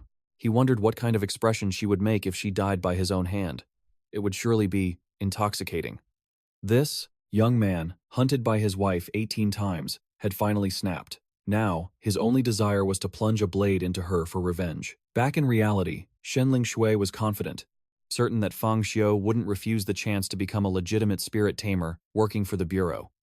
So, first, tell me everything you know about the otherworld incident at the White Willow Library. In response to her question, Fang Xiu simply stood up, adjusted his posture to be more comfortable and natural, and calmly met her gaze. Before I answer your question, I have a few of my own for you. At his words, 𝘿𝙚𝙢𝙤's brow furrowed in annoyance. She was questioning him, yet this upstart dared to question her back?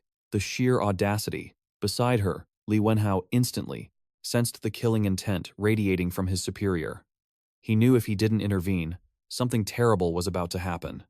𝘿𝙚𝙢𝙤 had always been a powerful, arrogant woman who bowed to no one. When she lost her temper, even the bureau chief had to tread carefully. Fortunately, under the assistant's soothing words, 𝘿𝙚𝙢𝙤's fiery rage simmered down. "Investigator Shen, please calm down," Fang Xiu continued. "My own spiritual sense tells me that you, Investigator Shen, are a spirit tamer, but your assistant here is not.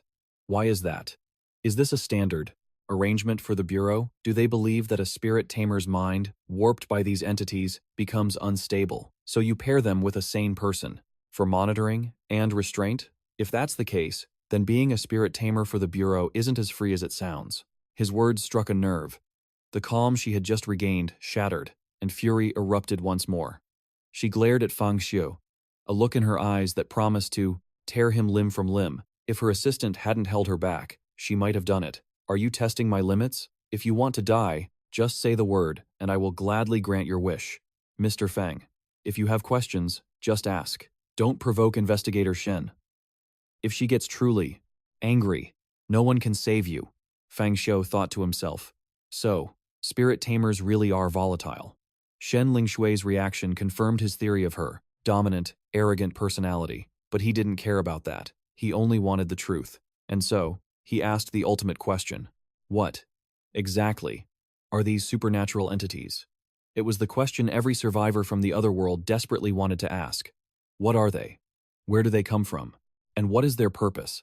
The Bureau's current definition is a distorted spiritual entity that carries its own source of contamination. They exist in countless forms. Some are flesh and blood, others are purely spiritual, and some are nothing more than a concept. They generally appear without warning or pattern. They hold a deep-seated hatred for humanity, with a tendency to devour us, or more precisely, to devour our spirits. They feed on our spiritual energy, using it to grow stronger. Every single entity is a source of psychic radiation, constantly emitting a bizarre energy. This otherworldly chi seizes a person's soul, amplifies their negative emotions, and twists their very reason. 𝘿𝙚𝙢𝙤𝙤 added, a spirit tamer's power is the direct result of their soul being stimulated by this contamination. With the first question answered, Xiao moved on to his second.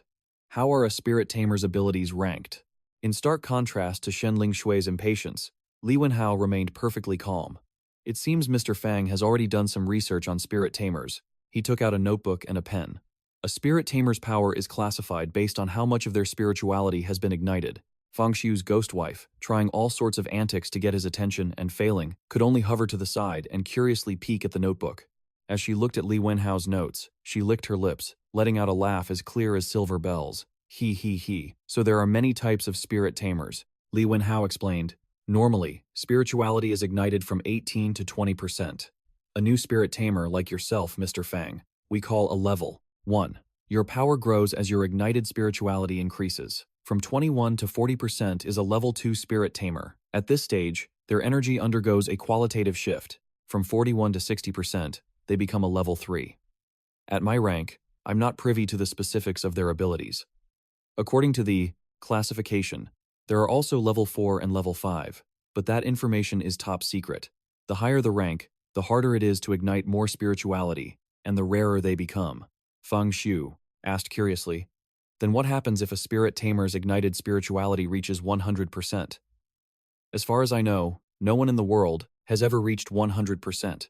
Even reaching level 5 is purely theoretical. To ignite more, one must find more powerful entities, constantly, living on the edge of death. But that means the mortality rate for spirit tamers skyrockets. Spirit tamers and entities exist as two opposing, yet codependent forces. The stronger the entity, the stronger a spirit tamer can become. But as of now, the recorded high-level entities are not powerful enough to create a tamer of that legendary caliber. But just as Xiu was about to ask his third question, 𝘿𝙚𝙢𝙤 cut him off. It seems her patience had finally worn thin. Enough with the questions. I don't have the energy to listen to your foolish ramblings. 𝘿𝙚𝙢𝙤. Just give him the link to the Global Paranormal Forum. Let him figure it out himself. Any information you want is on there. But a friendly warning, this is a secret global forum. It's not monitored by any investigation bureau, so I advise you not to randomly accept packages from strangers. Now, tell us about the strange things in the library. The more detailed, the better. If you dare lie and cause any unforeseen losses, you'll bear the consequences yourself. Don't say I didn't warn you. But facing 𝘿𝙚𝙢𝙤's fury, our main character acted as if he heard nothing. I still have one last question I hope you can answer. Xiu then pointed behind him. Without even turning, he knew what was there. Can you see my wife? Hearing the words she'd been waiting for, the female ghost was overjoyed, looking at Xiu with loving eyes. Hubby, I knew you could always see me. The moment she spoke, 𝘿𝙚𝙢𝙤, who was about to explode with anger, froze solid. What on earth was he talking about? She stared intently behind Xiu, but saw nothing. She scanned the room, but couldn't find anyone. Xiu could be calling his wife. 𝘿𝙚𝙢 couldn't see the ghost either. What are you talking about, Xiu? Your file says. You don't have a wife. You don't even have a girlfriend. In stark contrast to their confusion, the ghost was ecstatic. I knew you could see me, hubby. You can see me, right? Xiu asked them again, just to be sure. You two really don't see anything? Or are you just pretending? Suddenly, the atmosphere in the room turned strangely silent. No one said a word. 𝘿𝙚𝙢 leaned over and whispered to 𝘿𝙚𝙢𝙤. Newly awakened spirit tamers are often unstable. But Xiu is too calm. Now he's having hallucinations. I suspect Xiu's mental state has a serious problem. After a moment of shock, 𝘿𝙚𝙢𝙤 completely lost it, roaring. Xiu, are you messing with us? Looking at their expressions, Fang Xiu realized they weren't pretending, which means they truly couldn't see his dear wife. With a decision made, he glanced behind him. Sure enough, the ghost was still standing there, as if waiting for his next words. Fang Xiu's next sentence stunned everyone. "Honey, I can see you. Fang Xiu, if you don't want to cooperate with our bureau, just say so. You don't need to play these games." But before she could finish, she suddenly fell silent. An overwhelming sense of danger slammed into her mind. In 𝘠𝙤𝙢𝙤's eyes, the space around them began to warp and twist. From it, the sweet, giddy voice of a young woman emerged. "Ooh, I knew you could see me." As she finished speaking, a slender, beautiful foot stepped out of the void. A spot that was empty just a moment ago now held a beautiful woman in a light blue silk nightgown. But then, the beauty suddenly whipped her head around, her neck twisting a full 180 degrees, staring at everyone, with a ravenous gaze. Humans. I didn't expect to find so many humans here. Now, 𝘠𝙚𝙢𝙤 and 𝘠𝙤𝙢 couldn't stay calm any longer. They instantly shot up from their seats. What? What is that thing? In that moment, the ghost's small, cherry-like mouth stretched all the way to her ears, her teeth morphing into sharp, predatory fangs. Her once smooth, rosy skin turned deathly pale. Her disheveled hair danced wildly in the air, and her eyes glowed with the sinister red light of a vengeful spirit. Her face began to crack like porcelain, forming a web of tiny fissures. In a flash, countless black cracks spread over her entire body. She let out a piercing, ear-splitting shriek. "It's been so long since I've eaten a spirit tamer. Oh, how I've missed this." "A specter," 𝘠𝙤𝙢 cried out in horror. "Damn it, Fang Xiu, what in the world are you?"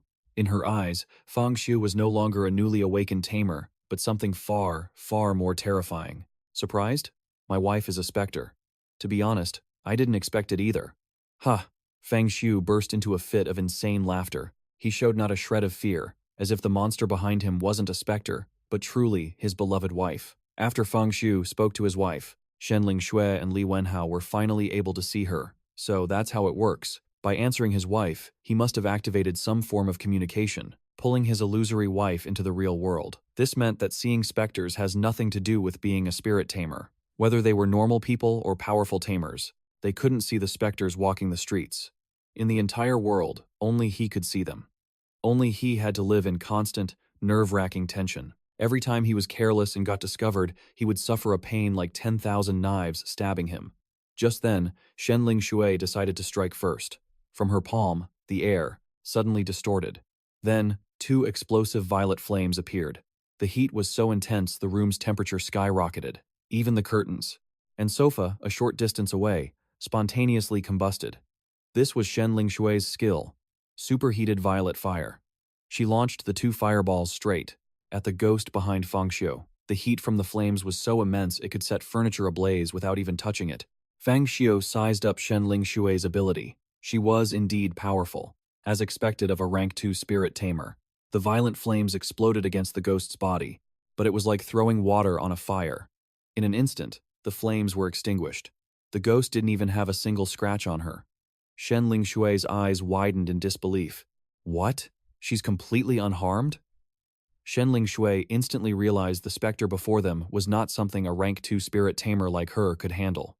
She immediately turned, grabbing 𝘠𝙚𝙢 to flee. "It's too strong. We can't handle it. Run!" But the ghost merely waved her pale hand. The surrounding air seemed to ripple. All they saw was a flash of light, as the ghost let out a chilling scream. "Die!" 𝘠𝙤𝙢, in the middle of her escape, suddenly froze. The look of panic was still plastered on her face, but a second later, her and 𝘠𝙚𝙢's heads dropped directly to the floor. Unbelievably, the ghost had killed a rank 2 spirit tamer with just a single finger.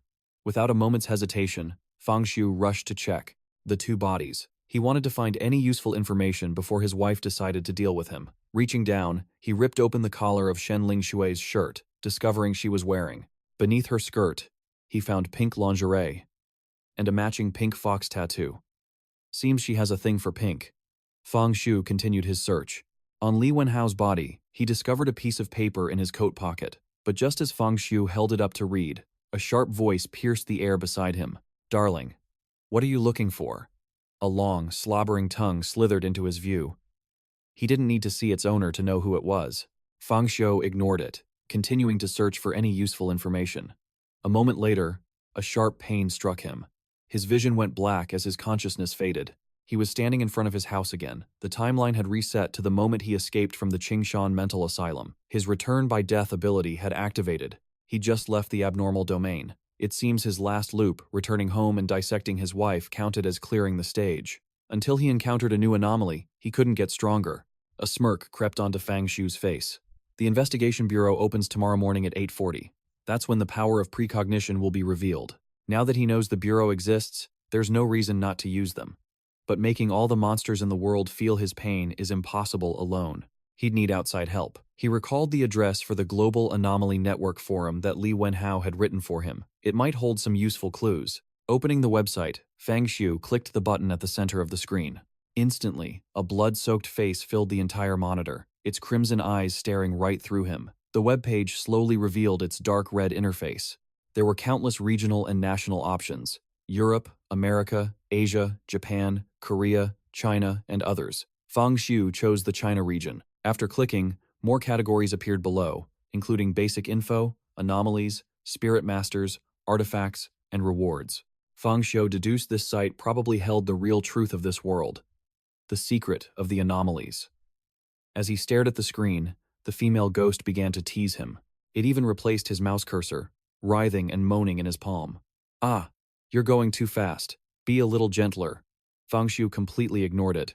He continued his work. The information was incomplete, but it was far more than he could find on his own. But when he clicked on a post titled "The Origin of Anomalies," a pop-up appeared. "Insufficient balance. Please add funds." Fang Xiu's eyes shifted to the price tag at the bottom. 1 followed by 6 zeros. The choice was to confirm or cancel. It seemed viewing this post would cost $1 million. Cheaper ones were 10 to 20,000. The really important documents could cost hundreds of thousands. And his entire family savings was just a few $100. Is this the world of spirit masters? Looks like until he could use his precognition to score big, he'd be stuck browsing the free sections of this forum. If someone with time-based powers has already appeared, then my future prediction ability is heavily devalued. I might as well call my power wasting time.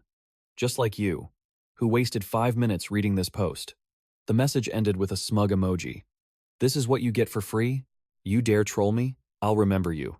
In an apartment somewhere, a girl suddenly sneezed. It was a girl in pink, sitting in front of a computer screen. She wondered who could be cursing her name. This was the poster, known as Invincible Sailor Moon. Back at his desk, Fang Xiu was still staring at the screen.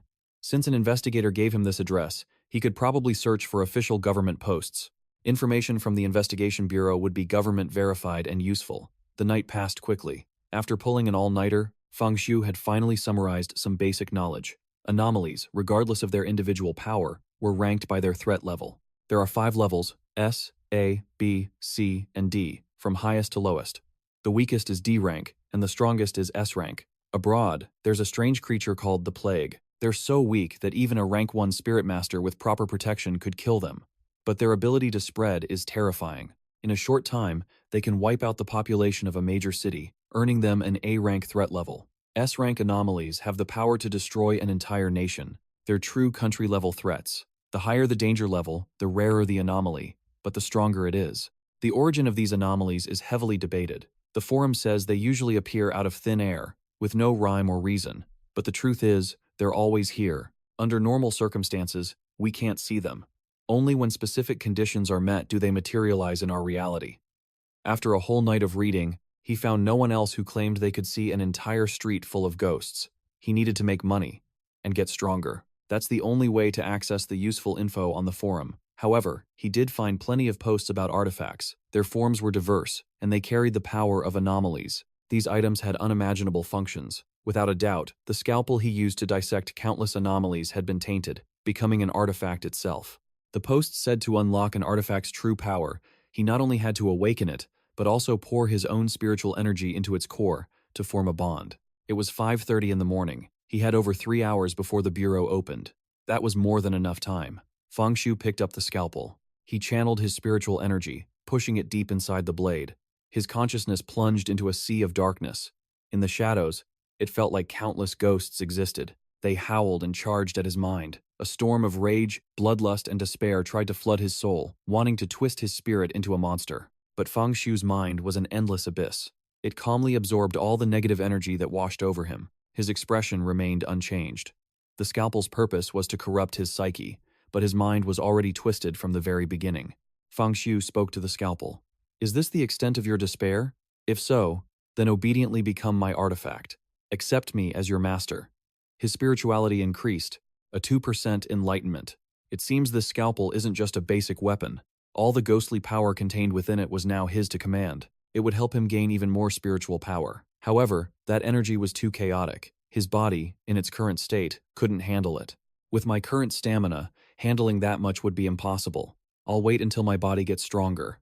Fang Xiu shrugged it off and went to make breakfast. As he was eating, his phone suddenly rang. The caller ID showed Zhao Hao. "Xiu, bro, I figured out my ability." "Heh, you won't believe this." Fang Xiu deadpanned. "It increases your stamina after 11 p.m., right? How did you know? Bro, are you a prophet or something? Man, that's no fun at all.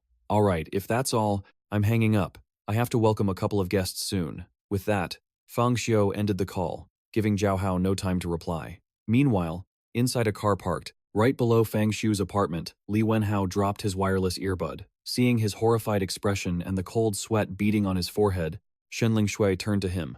"What's wrong?" Turns out, 𝘿𝙚𝙢𝙤𝙤 had been eavesdropping on the call between Fang Xiu and Zhao Hao. I heard what they said. About their powers. What kind of power could possibly leave you this shaken? Spit it out. Zhao Hao's is related to his libido. It's shocking enough, but that's not the point. The real issue is Fang Xiu. He can predict the future. Hearing this, even 𝘿𝙤𝙤𝙤's calm demeanor shattered. Her face grew heavy with concern. 𝘿𝙚𝙢𝙤 continued. "He just said on the phone that he needs to welcome 2 guests. 2 guests? Could he possibly mean us? Does the power to see the future actually exist in this world?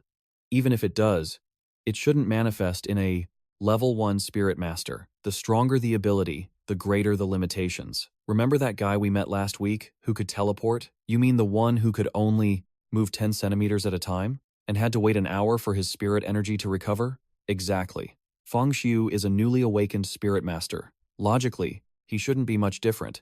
He should only be able to foresee events in the near future. But he somehow predicted we were coming to find him. Instead of guessing down here, let's go ask him directly. I want to see for myself if this future sight of his is real or just a bluff." The two got out of the car and headed straight upstairs. When they reached the 5th floor, they found the door to apartment 501 unlocked. It was slightly ajar, as if waiting for a guest. 𝘿𝙤𝙤𝙤 and 𝘿𝙚𝙢𝙤 exchanged a look. Was this a coincidence, or had Fang Xiu arranged it, inviting them in? After a moment's hesitation, 𝘿𝙤𝙤𝙤 pushed the door open. She absolutely refused to believe that a freshly awakened, low-level spirit master like Fang Xiu could possess such a god-tier ability. Inside the apartment, Fang Xiu had his back to them, preparing tea. On the table were 2 cups, steam gently rising from the surface. The water had clearly just been boiled. This was all the proof they needed. Fang Xiu knew they were coming today.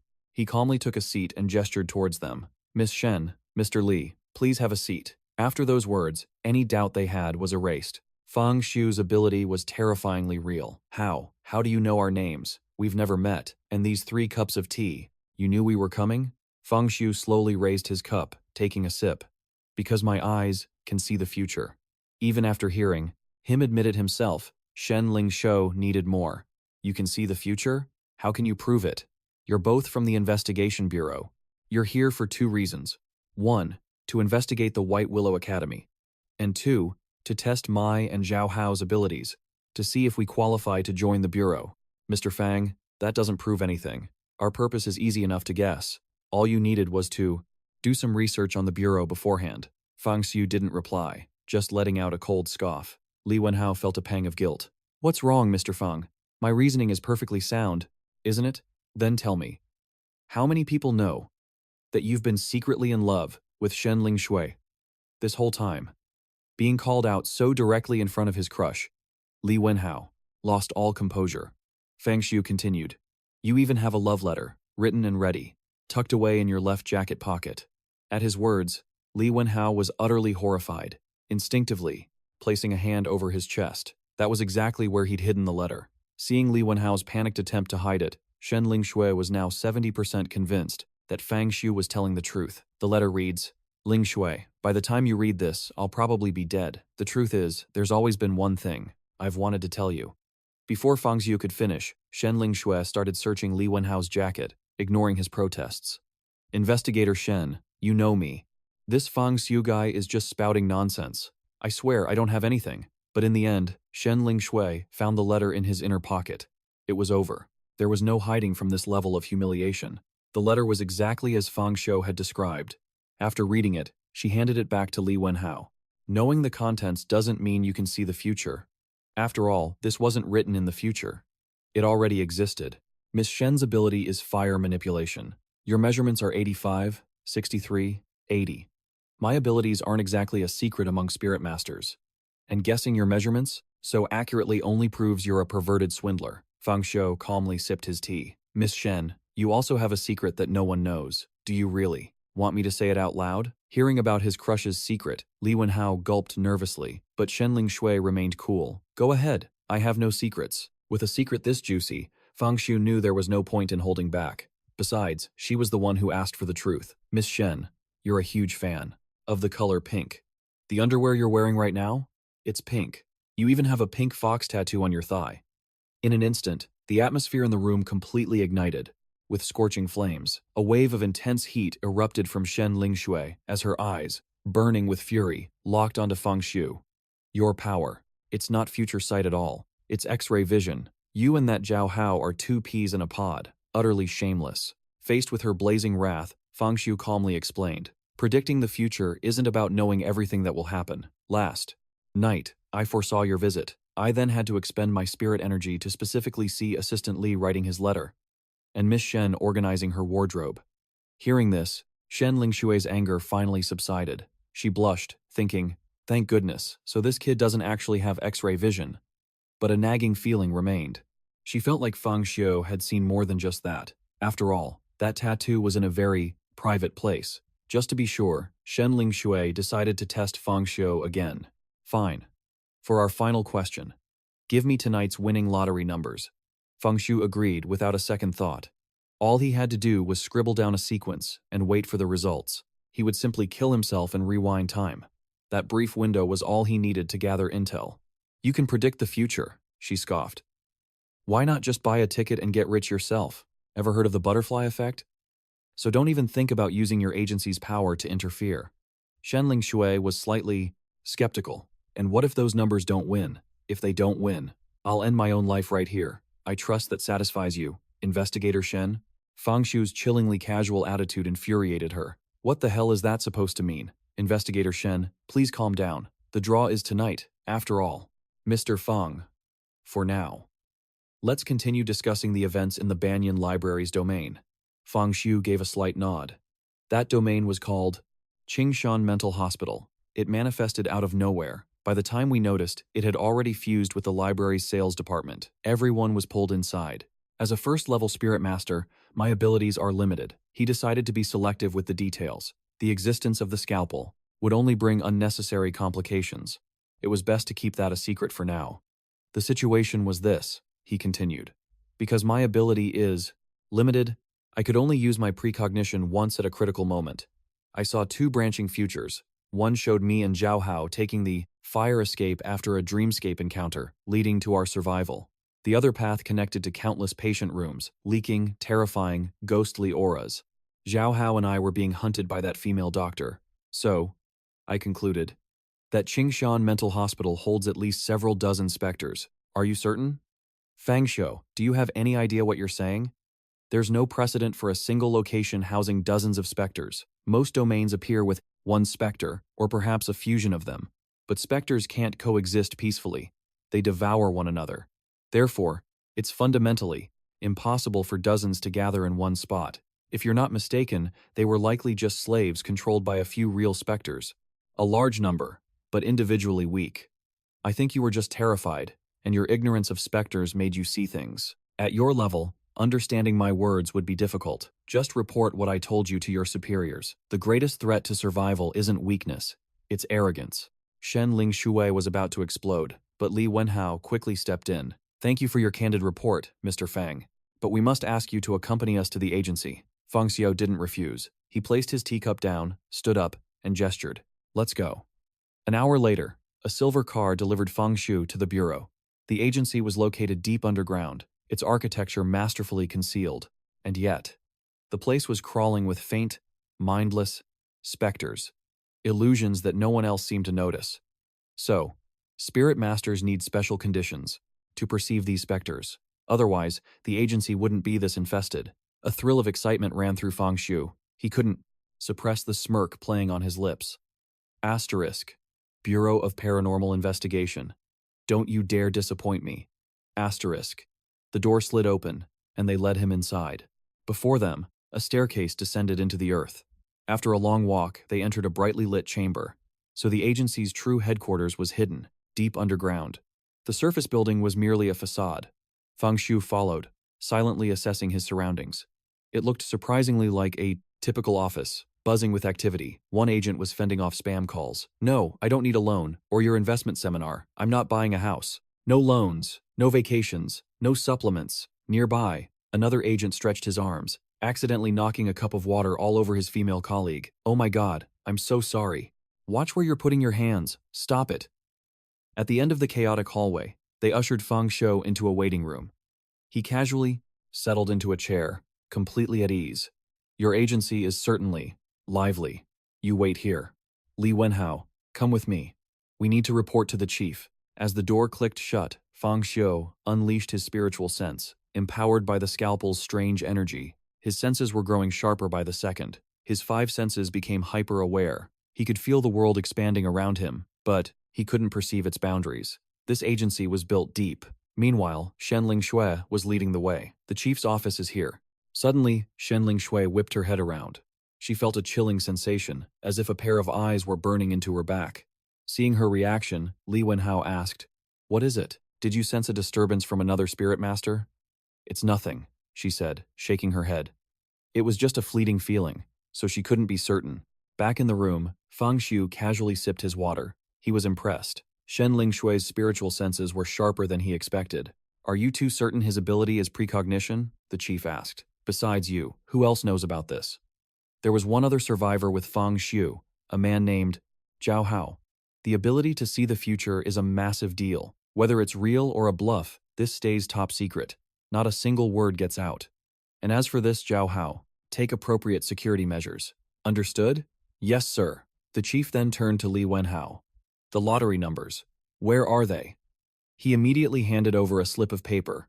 Right here, sir. It doesn't matter if he's wrong. He could have already planted an accomplice to rig the results. 𝘿𝙚𝙢𝙤𝙤, you find someone to monitor the broadcast. Make absolutely certain tonight's draw is 100% random. I want to see for myself just how deep this Feng Xiu's abilities truly run. Little Shen, you're a gifted spirit master yourself. With your experience, what's your read on him? Is he lying? If this is all a lie, then he must be one of the most psychologically resilient con artists I've ever seen. Besides, a claim like future sight is easily debunked. He has no logical reason to attempt such a bluff. Hearing this, the chief felt a bit more at ease. He picked up his water bottle for a sip, but 𝘿𝙚𝙤𝙤's next words made him choke, spraying water all over his desk. I think he's lying. Call it a woman's intuition. Real or fake, we'll find out tonight. In the recording, he claimed that Qingshan Mental Hospital had dozens of specters. You didn't actually believe that, did you, sir? A domain like that has never been recorded anywhere in the world. As for Feng Xiu, even if he knows everything, it doesn't mean anything to survive and escape. In my professional opinion, the White Willow Library's anomalous zone likely contains only 2 entities. The first is a female doctor, Anomaly, codenamed Ghost Healer. Based on reports, she's only a D-class threat. The second is a dream-manipulating anomaly, codenamed Nightmare, who we can rate as class. This is because the White Willow Library is a fixed zone, and the surrounding population is sparse. All in all, the hazard level is a C. The terror level of Nightmare's dreamscape is just enough to spook ordinary people. Even a gutsy rookie like Zhao Hao managed to survive by using a movie to steal his nerves. So, for any spirit tamer with actual experience, it's a complete non-issue. Once you know its gimmick, its threat level is even lower than the ghost healers. Alright, bring Feng Xiu to me. I want to see him now. Director Wang, I'm afraid that's against regulations. What if he loses control? It would be better for the captain or vice captain to meet with him first. They aren't in the bureau. They just left to investigate the ghost head case. Wait, those two? Together? Isn't their relationship always on thin ice? Why would they team up now? It's a competition to see who can solve the case first. What are you shoving for? Let me out first. No way. I'm going first. At the 𝘿𝙚𝙢𝙤𝙤 City Investigation Bureau, Vice Captain Bai Qi and Captain Yang Ming were already at each other's throats. Bai Qi, get the hell out of my car right now. Stop following me. Who's following you? Our routes just happen to overlap. Fine, whatever. I'll go get 𝘌𝙤𝙢. All right then. I'll check his spiritual pollution level, just to be safe. 𝘌𝙤𝙤𝙤 returned to the waiting room to meet 𝘌𝙤𝙢, carrying a peculiar device. She placed it on the table. This is a spiritual resonance detector.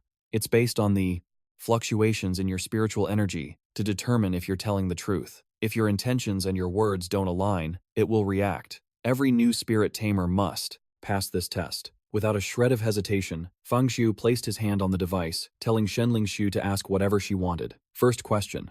Imagine a powerful anomaly is rampaging through the city, slaughtering everyone. You have 3 choices. 1. Fight the anomaly. 2. Escape by yourself. Or 3. Try to save as many people as possible, then escape with them. What's your decision? 𝘌𝙤𝙢 calmly answered. I choose number 1. Fight the anomaly. The lie detector remained silent, proving he was telling the truth. 𝘌𝙤𝙤𝙤's eyes narrowed with suspicion. Was this man really willing to throw his life away for others? I despise all anomalies. So even if I know I can't win, I'll still fight once. If I survive, I'll fight a second time, and a third. I'll keep fighting until I discover its weakness. Second question. What if humanity was losing its war against the anomalies, and one of them invited you to join their side, promising you power, authority, and status beyond your wildest dreams? Would you join them? Without a moment's pause, 𝘌𝙤𝙢 answered instantly, never. 𝘌𝙤𝙤𝙤 was stunned by his reply. She had never seen anyone answer that question without even a hint of hesitation. What if the anomaly offered you that power, and also guaranteed the safety of your family, your lover, and your friends? Would you join then? No. What if your own family surrendered to the anomalies and asked you to join? I have no family. My information says you and Zhao Hao are very close. He's your only friend. What if he asked you to betray humanity? Then, I suppose I wouldn't mind not having any friends. Outwardly, 𝘌𝙤𝙤𝙤 was calm, but inside, a storm was brewing. The lie detector hadn't made a single sound. From the very beginning, 𝘌𝙤𝙢 had been telling the absolute truth. Final question. Now that you're a spirit tamer, what is your ultimate goal? What is your ideal? To exterminate every last anomaly in this world. A heavy silence fell over the room. 𝘌𝙤𝙤𝙤 glanced at the lie detector. It was still. Not a single reaction. She found it utterly unbelievable. Since when did the ranks of spirit tamers produce someone so noble? 𝘌𝙤𝙤𝙤 had met countless recruits for this test, but not a single one was like 𝘌𝙤𝙢. Most of them were psychologically warped, their darkest human impulses magnified to an infinite degree. Their answers were always twisted and perverse. Anomalies are wiping out humanity? So what? I'll go on a killing spree too. Let's see who has a higher body count. Whoever's stronger is who I'll follow. If the anomalies are winning, I'm on their team. My ideal? To get rich in these chaotic times and marry 100 wives. Flesh is weak. Ascension through the anomalies is the true path. In 𝘌𝙤𝙤𝙤's mind, 𝘌𝙤𝙢 had become a figure of great nobility, a man with a heart full of compassion for all living things.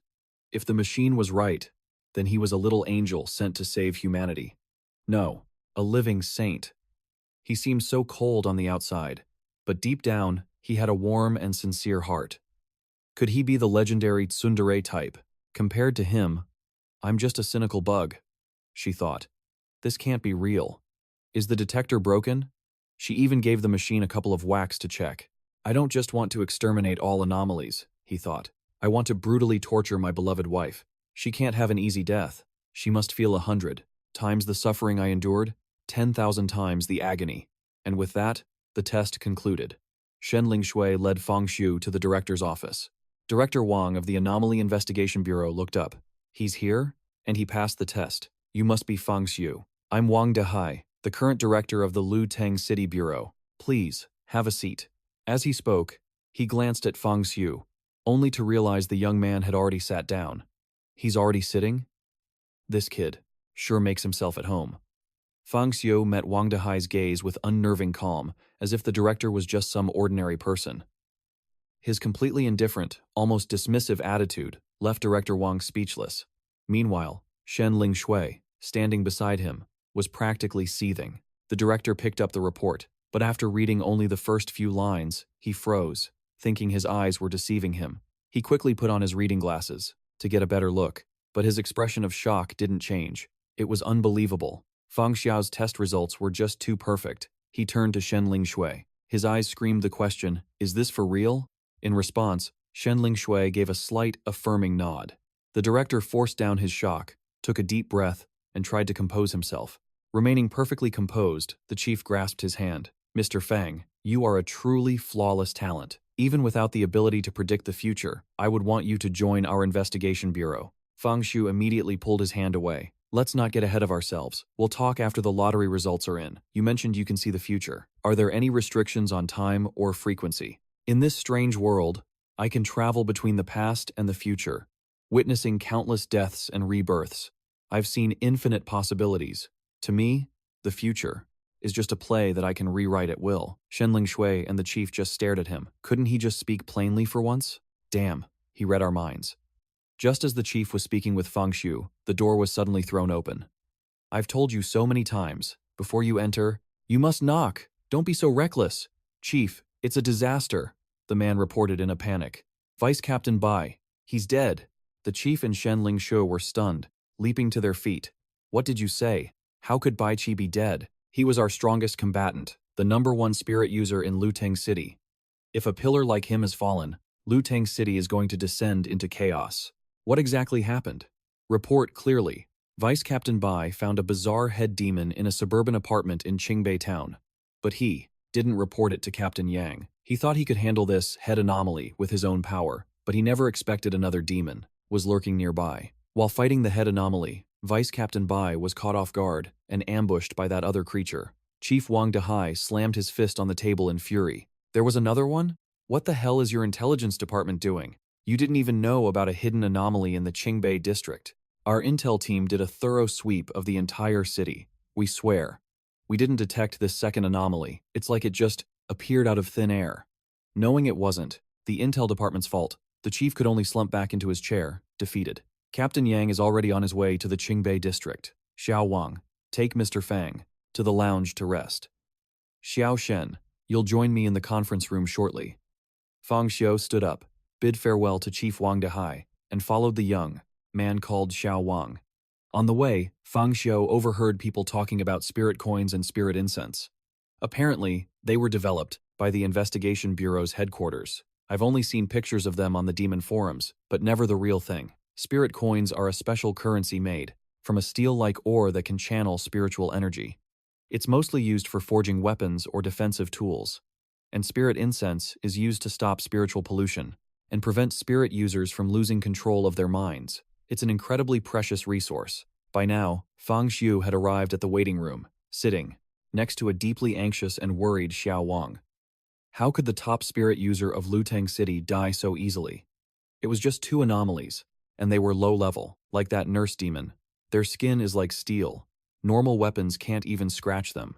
And humans are so fragile. The margin for error is way too low. Even with spiritual power, facing a demon is a huge disadvantage. Fang Xiu suddenly stood up, pulled the curtains to cover the door, and said, "What's the use of sitting here worrying?" Xiao Wang looked at him, confused. Just as he was about to ask what Mr. Fang meant, he was struck in the neck and knocked unconscious. Afterwards, Fang Xiu swapped clothes with Xiao Wang, perfectly disguising himself as an agent of the Anomaly Investigation Bureau. "These weak spirit users are not me. This is the perfect chance to gather some intel while their command structure is in chaos. Vice Captain Bai was so powerful. How could he get ambushed, even if Captain Yang wasn't with him? Is there some kind of conflict here? I heard Vice Captain Bai lost to Captain Yang in a competition and never accepted it. It's because Captain Yang's ability is luck." Luck? Now that's an interesting ability. During the match, Vice Captain Bai had a sudden stomachache and couldn't use his full strength. He's a proud man, so he'd never pause a fight to use the restroom. That's why he lost. Fang Xiu inwardly scoffed. What a stinking story. This is useless. Just then, an announcement came through. "All personnel, urgent summons. Report to the conference room immediately. Captain Yang is back. The chief is calling an emergency meeting. An emergency meeting, huh? I bet some important information will be revealed. A moment later, all the high-ranking members of the bureau had gathered. In the conference room, Xiu suddenly smelled smoke. An emergency meeting, and someone dares to smoke? He saw plumes of white smoke, rising from a young man squatting in the corner. So, that must be Captain Yang. Judging by his somber expression and the mountain of cigarette butts at his feet, his relationship with Vice Captain Bai was just as good as the rumors said. Just then, Chief 𝘌𝙚𝙢𝙤𝙤 began to speak. The anomaly that Bai Qi encountered was a shadow demon. Its ability, that is to hide within the darkness. Vice Captain Bai's battle with the head demon was compromised because our intel failed to detect the shadow demon's presence. I'm afraid that no matter how fast he was, he couldn't escape his own shadow. That's how he was carelessly attacked. From the darkness, suffering a fatal blow, and ultimately died at their hands. Captain Yang managed to eliminate the head demon, but the shadow demon has still not revealed itself. Therefore, our next objective is to pour all our resources into finding and eliminating this shadow demon, and getting revenge for Bai Qi. However, there is a piece of good news. Our very own Captain Yang Ming has successfully broken through and become a rank 3 spirit user. He has now joined the ranks of the most elite spirit users in all of Luteng City. Incredible! Rank 3. There are only a handful of those in the entire country. That means his spiritual power has surpassed 41%. I wonder what a rank 3 luck ability can do. After finishing his cigarette, Yang Ming slowly stood up. A graveyard of cigarette butts lay at his feet. He pulled out his pack, intending to light another, but it was empty. Yang Ming casually crushed the empty pack, his brow furrowed in frustration. He looked at the crowd, his voice hoarse and laced with exhaustion. Any of you got a smoke? Seeing Yang Ming's unstable state, the chief was worried. Yang Ming, you're a rank 3 spirit user now. The future safety of Luteng City rests on your shoulders. You have to pull yourself together for me. Yang Ming completely ignored his words. I'm stepping out for a bit. The chief was so angry he could grind his teeth. He slammed the table and roared, Yang Ming, you stand right there. Don't you want to get revenge for Bai Qi? Hearing that name, Yang Ming's footsteps suddenly halted. Revenge? He said. Will revenge bring Xiaobai back to life? The chief, disappointed, rested his forehead in his hand. Knowing he couldn't persuade him, he simply tossed his own pack of cigarettes. Here, I have some. Why didn't you just say so earlier? Yang Ming caught the pack, returned to his spot, and muttered, some chief he is. Still smoking every day? Give it a rest on. This Captain Duong is interesting, rational, calm, and restrained. A rank 3 spirit master who shows not. Without a hint of panic, the door was suddenly thrown open. A man burst in frantically, shouting, Chief Wang, we have a huge problem. The chief slammed his fist on the table in fury. How many times have I told you about discipline? Why is it always you? The person you ordered me to take to the rest area. He knocked me out. Then he ran for it. He even stole my entire uniform. What? You're telling me Xiu escaped? All personnel, find him now. Yes, Chief. While the whole room erupted into chaos, one person had already spotted Xiu. It was Shen Lingxiu. Xiu, you're right here. In an instant, everyone in Topstall, the room drew their weapons and aimed at him. Only Duong Min kept smoking, as if this had nothing to do with him.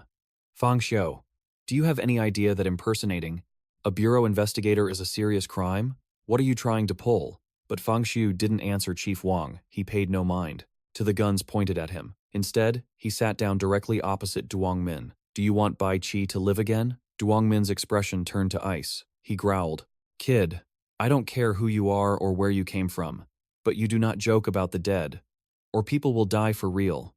An invisible, immense pressure crashed down on Xiu like a tidal wave. This overwhelming power from Duong Min alone surpassed everyone else in the room. So this is the true strength of a rank 3 spirit master? But to Xiu, this suffocating pressure was nothing. He continued, you just need to answer me.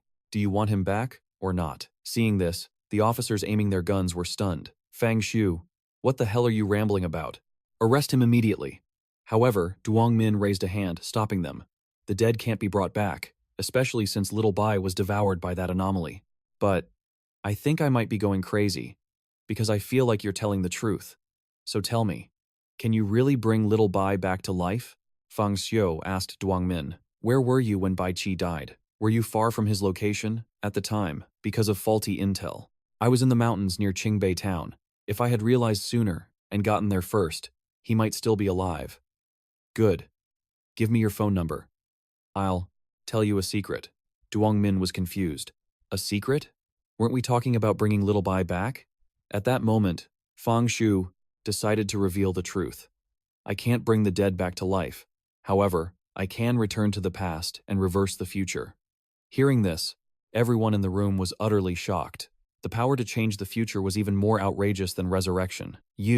Are you a spirit master? Are you a spirit god? Hey big bro, we're both spirit masters. How can your ability be so ridiculously overpowered? I have traveled between the past and future, dying and reviving countless times. To me, the future is just the result of different choices. I will return to the moment before Bai Qi's incident and call you to save him. For that, I need a secret only you would know, so you'll trust me. Captain Duong, what have you got to lose by trying? 𝙤𝙤𝙤𝙤 thought for a long time. It made sense. Why not give it a shot? If it failed, he would lose nothing. My number is 1380725. I'll tell you a secret about little Bai that only I know. I never wanted to say this in my life, fearing little Bai would kill me if he found out. But now, he's gone, so it doesn't matter anymore. The truth is, during the captain selection exam, it wasn't because little Bai ate something bad that he got a stomachache. It was because I put laxatives in his food. My ability is luck, so no one ever suspected me. I can't believe a guy with such big, innocent eyes would pull a trick like that. But forget it, you're gone now. This secret is enough. Just wait for my call. 𝙤𝙤𝙤𝙤's eyes welled up with tears as he sniffled. Fang Shu said no more, and the room fell silent. Time ticked by, second by second, as everyone stared at him in silence. Suddenly, Fang Shu spoke up. Why are you all looking at me? Continue the meeting. 𝙤𝙤𝙤𝙤 couldn't help but ask. Aren't you going back to the past? We're waiting for you to do something. And when did I say I was going back right now? The whole room was fuming. This is infuriating. Take this crazy, rambling lunatic to the detention cell. He's clearly not sane. Inside the cell, 𝙤𝙤𝙤𝙤 sat down to talk with Fang Shu. The chief must have had his reasons for letting me bring you here. Don't overthink it. I understand. Then, how about you and I talk about the headless ghost, the shadow ghost, and Vice Captain Qi Bai. Little Bai's ability was Godspeed. His speed far surpassed others of the same rank, giving him an absolute advantage in combat. It's a shame he ran into the shadow ghost. That afternoon, the chief and 𝘠𝙤𝙤𝙤𝙤, their faces dark with fury, confronted Fang Shu. Not a single number you wrote down was correct. Check it yourself. 𝙤𝙤𝙤𝙤 crushed the cigarette in his hand. I told you, joking about the dead will get you killed. Are these tonight's winning numbers? That's right. Didn't you say that if you were wrong, you'd pay with your life? Let's see you talk your way out of this one. Don't worry. I'm a man of my word. Fang Shu, what are you doing? Put the weapon down. Then, before everyone's horrified eyes, Fang Shu took his own life with a scalpel. Time rewound to the moment he was brought to the Bureau of Paranormal Investigation by Li Wenhao and 𝘠𝙤𝙤𝙤𝙤. This time, I have to write the winning lottery numbers for 𝘠𝙤𝙤𝙤𝙤. Around that corner ahead, a male employee will answer. His phone. Hello? Who is this? I'm not buying a house, not borrowing money, not going on a trip, and not interested in healthcare. What? A massage?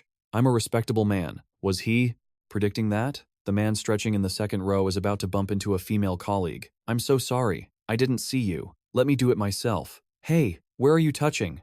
Let go. It wasn't on purpose. He can really see the future. Or is this just logical deduction? The break room is this way. Fang Shu walked inside as if he owned the place, casually bending down to get coffee from a cabinet and offering it to the two of them. You've been to the bureau before? How did you know Investigator Shen takes 5 cubes of sugar in her coffee? I told you. My eyes can see the future. Also, Wang Dehai is free right now. You should go report to him. Meanwhile, 𝙤𝙤𝙤𝙤𝙤 was driving when his phone suddenly began to ring. 𝙤𝙤𝙤𝙤𝙤 answered the call. Hello, who is this? Fang Shu's voice echoed through the phone. In half an hour, Bai Qi will die. 𝙤𝙤𝙤𝙤 was stunned. Meanwhile, Fang Shu was on the phone. What did you say? Who is this? My name is Fang Shu. I can predict the future, and I'm currently at the investigation bureau. I don't care who you are, but you should know. Making jokes like that can be fatal. During the captain selection test, you're the one who gave Bai Qi a laxative, aren't you? You made it impossible for him to perform at his best. How could you possibly know that? That's a secret I have never told another living soul. Bai Qi is currently at the unfinished building in the Qingzhen North District. He's hunting a head ghost, but there's another shadow ghost there. At the critical moment, that shadow ghost will ambush him. He'll receive a fatal head wound, and he will die. After delivering that chilling prophecy, Fang Xiu hung up. Yang Ming was torn, half in disbelief, but in the end, he decided to slam the brakes and race towards the Qingzhen North District. On the other side, Shenling Shui had returned with a lie detector. "Mr. Fang, it's time for your spiritual pollution test," she thought. "So calm, are we? Let's see how long that act lasts in front of this machine." Fang Xiu calmly placed his hand on the device and told her to begin. How could he be so confident? But before Shenling Shui could even ask the first question, he began answering them himself. First question: I choose to fight alongside humanity against the anomalies. Second question: I will never join an anomaly organization, and if Zhao Hao ever joined and caused me to betray my path, I would end him with my own hands. The final question: after I become a spirit master, the thing I want most is to eradicate every last anomaly in this world. The test is complete. We can go see Chief 𝘌𝙚𝙢𝙤𝙤 now. Shenling Shui was left completely stunned. Is this a joke? Is the machine broken? She thought to herself. Mr. Fang, you are only a newly awakened spirit master. This makes your claim of seeing the future very difficult for me to trust. Chief Wang, some people in this world simply exist beyond the realm of common sense. They and I are fundamentally not on the same level. This brat is so arrogant. I really want to punch him. But damn it, I know I'd lose. The spiritual pollution report. Little Shen, where is it? I haven't written it yet, sir. Before I could even ask the questions, Fang Xiu answered all of them, and his responses were perfect. The machine detected no deception whatsoever. My future prediction ability comes at a great cost. Each time I use it, my brain is flooded with a massive amount of information. This means I am unable to predict the distant future. I can only use it for a few, specific, high-impact events. The chief felt this was a much more reasonable explanation. A power that broken with no drawbacks would be less of an ability and more of a cheat code. Mr. Fang, regarding your salary upon joining the investigation bureau, what kind of expectations do you have? A level 2 Spirit Master's monthly salary, plus 1 Spirit Fragrance card. In addition, if my ability is required for a mission, there will be an extra fee. If you can truly predict the future, I can meet those demands. But the extra fee, I can't promise that. Chief Wang, it seems you still haven't recognized the true value of foresight, but that's all right. I have already prepared a grand gift for the investigation bureau. Why do I suddenly have a very bad feeling about this? What kind of grand gift are you talking about? Fang Xiu smiled faintly. Bai Qi's life. Chief Wang's eyes immediately turned to ice. Are you threatening me with the life of one of my officers? If you're worried, you can call him right now. Just as the chief was about to dial Bai Qi's number to check, the door was suddenly thrown open. How many times do I have to tell you people not to rush in like that? Chief, is there someone here named Fang Xiu? Why are you back here? Where is Bai Qi? Weren't you two pursuing the head ghost together? Little Bai is injured. He's in the hospital now. But that's not important. Where is Fang Xiu? Shenling Shu immediately summoned flames into her hand. What did you do to Vice Captain Bai? He's standing right in front of you. He just mentioned giving the bureau a gift, and then you burst in to report that Bai Qi was injured. This truly is a grand gift indeed. Ah yes, that's right. A very grand gift. So you're the one named Fang Xiu? This time, I got lucky. Thanks to your warning call, I was able to save little Bai in the nick of time. Furthermore, when I got to the scene, everything was exactly as you said it would be. So, Chief Wang, are you satisfied with my gift? And Miss Shen, you have quite the impressive skills. To think that Fang Xiu saved the top spirit master in Liutang City with just a single phone call. Little Shen, please escort Fang Xiu back to the rest area and wait. Yang Ming, you stay for a few minutes. A short while later, Fang Xiu and Shenling Shui returned to the waiting room. He not only predicted my personal passion, he even saw the secret tattoo on my body. In front of him, I feel completely exposed, like a person with no secrets, and he keeps staring at my neck. His own thoughts were darker. Her neck, it's just like my wife's. So pale and slender. It makes me want to draw a line across it with a knife. A shame. Human blood is warm, unlike my wife's. But then again, can my wife even bleed? The sight of blood staining her body would surely be a thrilling sight. Ling Shui, step outside for a moment. I need to speak with Fang Xiu in private. Although she was curious, she was more than ready to leave the tense atmosphere. With a slight nod, she departed. After Shenling Shui left, Ming sat down directly across from him. The thing about me giving little Bai the laxative. You haven't told anyone else, have you? Not even the chief? Even the chief is extremely cautious when faced with the ability of foresight. Yet this guy is only concerned about his little prank being exposed. How interesting. Right now, besides me, not a single person knows. Ming let out a massive sigh of relief. But then, Fang Xiu's tone suddenly shifted. However, from this moment on, I can't guarantee I'll keep it a secret. What's that supposed to mean? It means you're going to have to pay extra.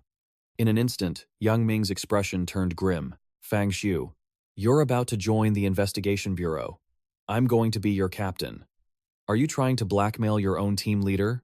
I'm sure Captain Yang wouldn't want Vice Captain Bai to find out about that little incident. Would he? 1 spirit coin. Ming exploded in rage. You haven't even joined the bureau yet. Do you have any idea that I could end your career with a single word? 2 spirit coins. Damn it, my entire monthly salary is only 10 spirit coins. I'd rather let little Bai beat me to death. Fang Xiu simply stared back, not saying another word. He took a deep breath, then yelled, Ming, get the laxatives. Wait, Brother Xiu, you're not serious, are you? Brother Xiu, maybe we can negotiate a bit? Let's stick with the original price. 100 spirit coins. Okay? Fang Xiu took another, deeper breath. Ming, get the medicine. Okay, I'll give you 200.